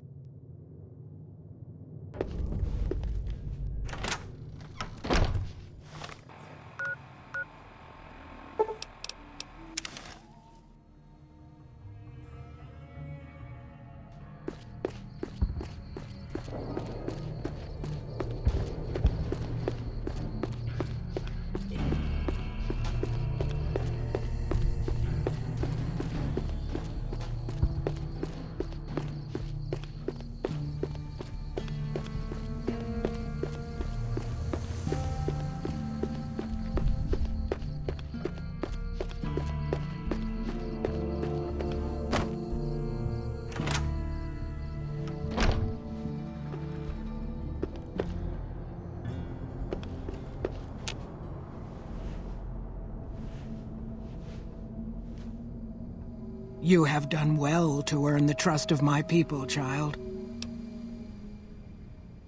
Well, well, this is welcome news. Who is she? She's with those traders? They've tried to contact us before, but I'm not interested in trading with greedy savages. This presents a bit of a problem. Jack isn't allowed to leave Nellis, and I doubt she would make it through the artillery alive.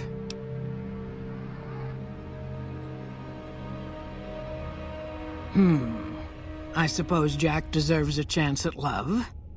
You can tell Jack she has a free pass to enter, but he is responsible for her actions. Do not make me regret this decision, outsider. Later.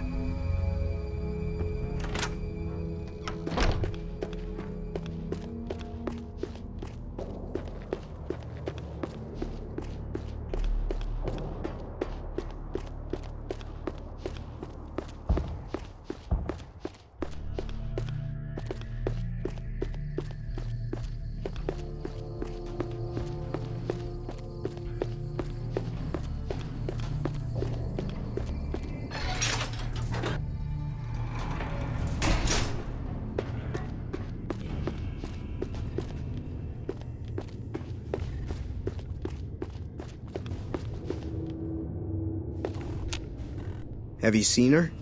The redhead of my dreams? She does? You mean it? That's incredible.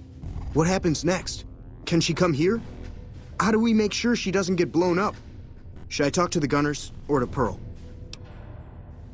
Here, take this boomer outfit. I'll let the gunners know she's coming, and not to shoot at her.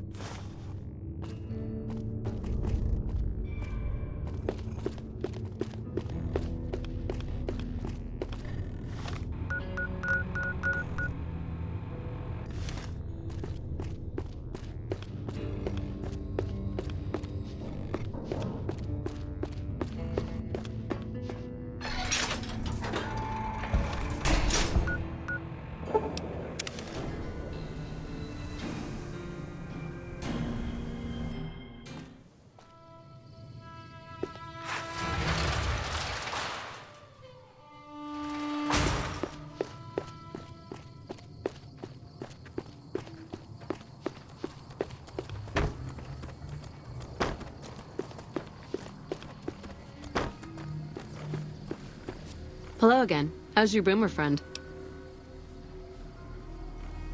I was hoping you would. What's going on? Have they agreed to my safety yet?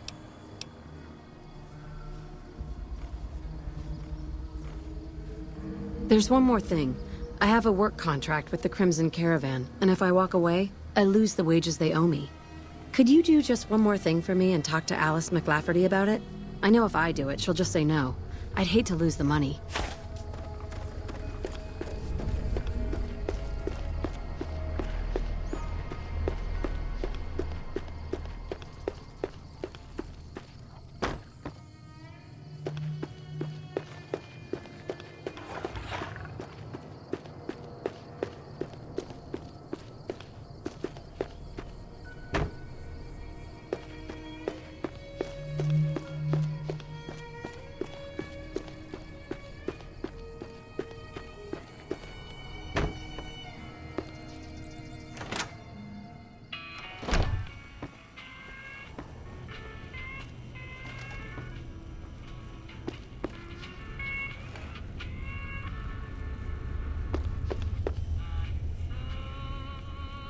What's up?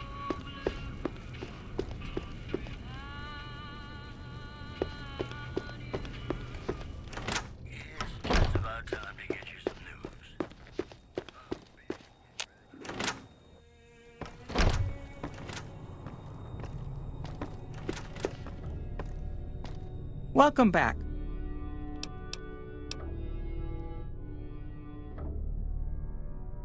Ah, yes. Her infatuation with a boomer she's never met.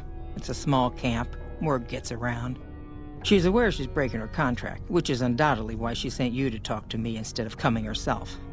Janet is free to leave, but she forfeits the wages she's owed. That's the price of contract breaking. Take it or leave it.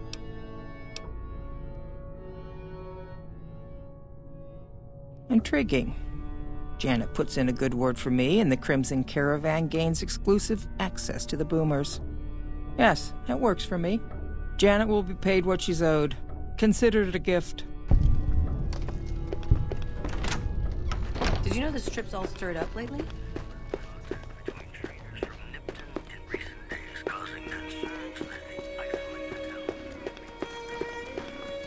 Have you spoken with McLafferty yet?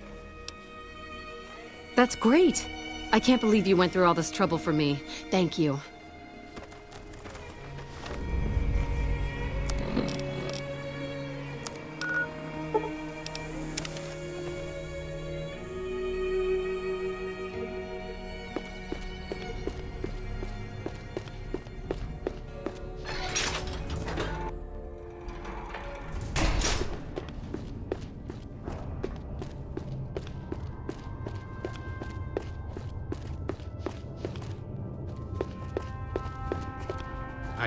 Hi. I can't believe I'm going to meet my red-headed lady soon. I'm really nervous about it. Like I said, I can never get enough scrap metal. Okay. Bye. You're going to help us.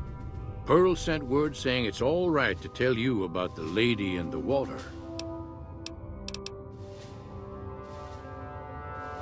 No, those aren't for outsiders to use. Leave them alone. Well, if you genuinely care so much, they're flight simulators. If you don't know our history yet, you should see Pete and get the tour. We dream to one day rule the skies. A long time ago, long before the war that killed just about everything that ever lived, a bomber crashed not far from here. A bomber was a flying contraption that could drop explosives down on anything it flew over. But anyway, moving on. This bomber crashed down in Lake Mead, pretty damn near intact. When we got to Nellis, see, I found this article in a magazine all about it. There was another B-29 around here, part of a museum. Couldn't fly, but had a lot of spare parts, see? Get where I'm going? Since I was a young man, I've dreamed of raising that lady from the lake and bringing her back to life. What do you say?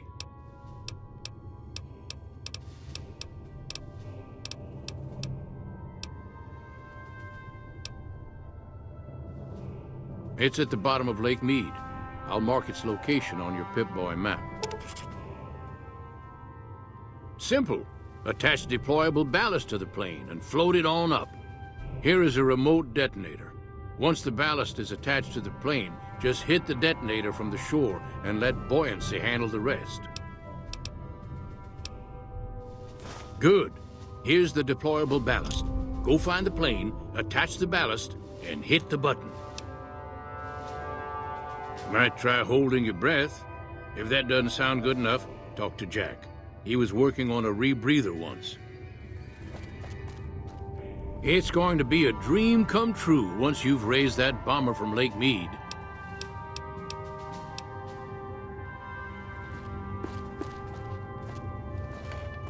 Hi.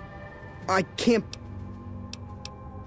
I just need some parts from a pressure cooker to create a hermetic seal for the rebreather.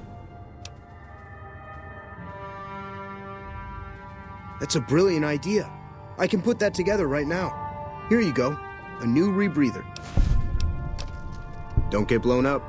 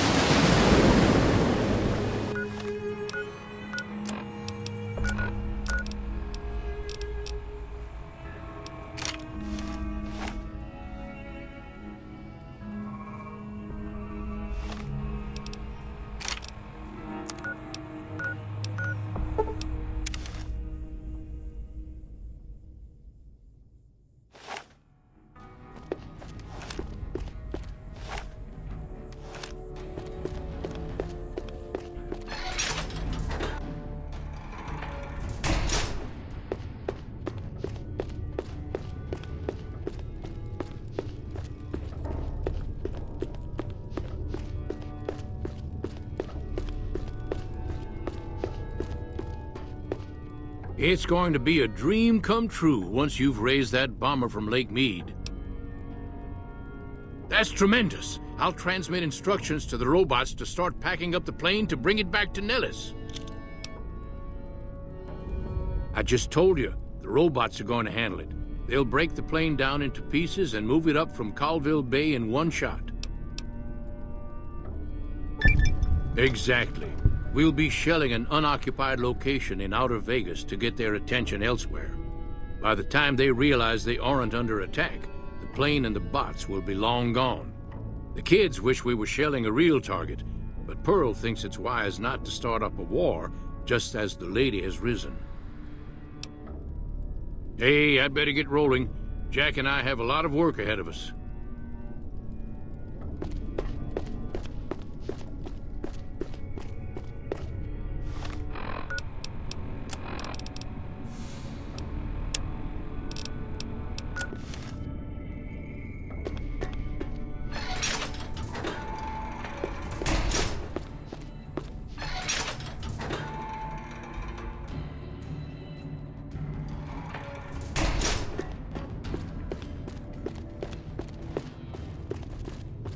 Hello. Thank you for getting me here. It's Jack great is a great to finally guy. meet you. Thank you for getting Janet to Nellis. I've never been so happy in my entire life. Don't get blown up.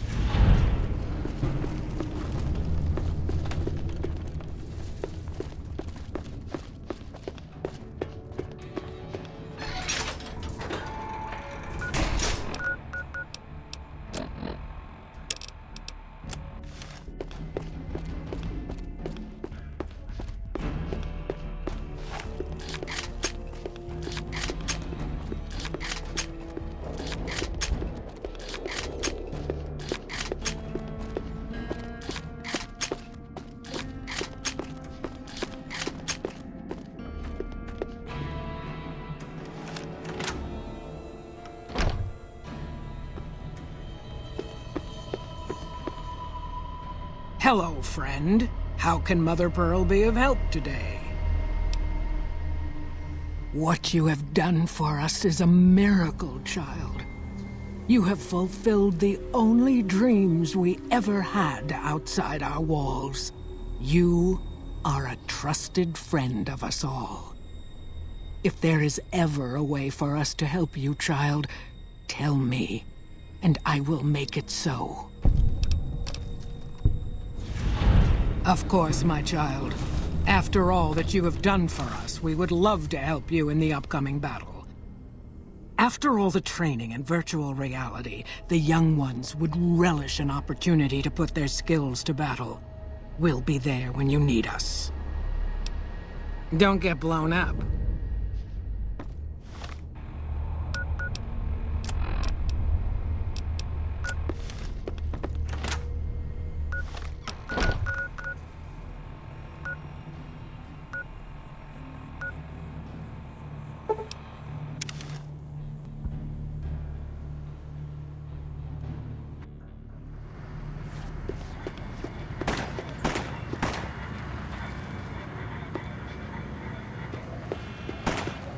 Move along.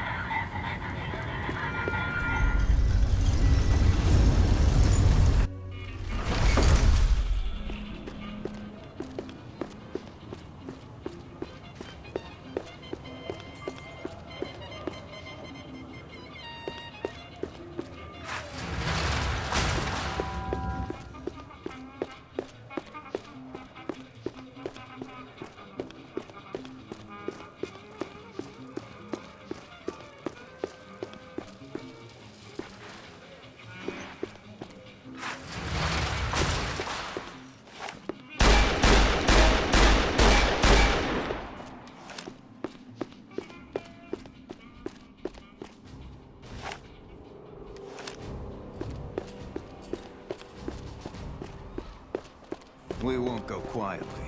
The Legion can count on that.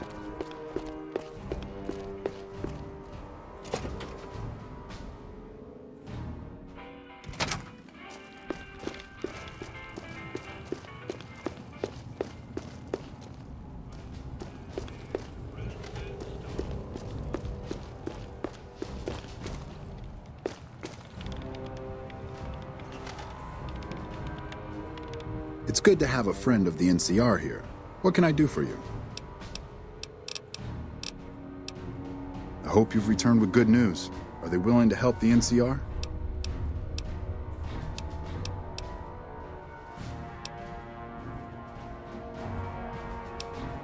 Excellent work. I can't tell you how useful that will be. In any event, I have another assignment ready and waiting for you.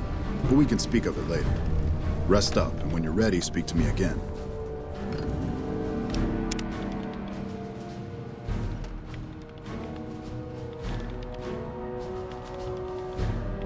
It's good to have a friend of the NCR here.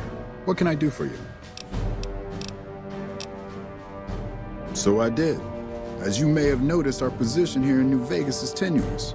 We've made great strides, sure, but the NCR is not welcome here, merely tolerated. And even then, not by everyone. We've had reports of violence against NCR citizens in a neighborhood just to the northeast called Freeside. Ever been there?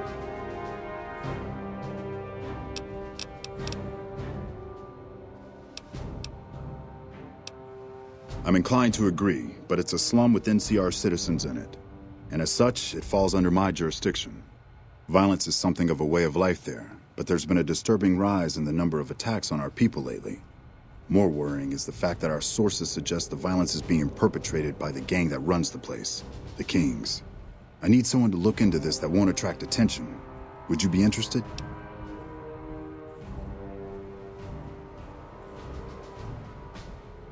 Good. Our men have come up with 2 different plans for seeing an end to the violence. First, our sources have tracked most of the attacks back to a king named Pacer. The consensus is that the violence will stop if he's removed. The problem is we can't simply kill him. In the current climate, the NCR would likely be blamed for his death. There is an alternative option, but my sources feel that getting rid of this Pacer fellow is our best shot.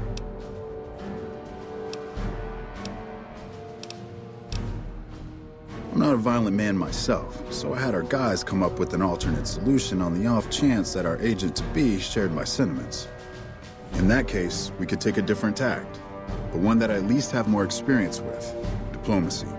If we can't go after the man responsible, we'll simply appeal to the man above him. The Kings, including our friend Pacer, report to the leader of their gang, the man who calls himself the King. He's Caucasian, in his mid-30s, and extremely charismatic. It's that last part we're counting on. The Kings are a bunch of young hoodlums who aren't inclined to listen to anyone except him. Get him on your side, and the rest will fall in line. Go and talk to the King. Try to convince him to put an end to this violence. Pacer's a punk, but he won't likely disobey a direct order. The King might not be open to the idea at first, so you may have to integrate yourself with him. Do whatever it takes. When it's done, one way or the other, report back here and we'll take it from there.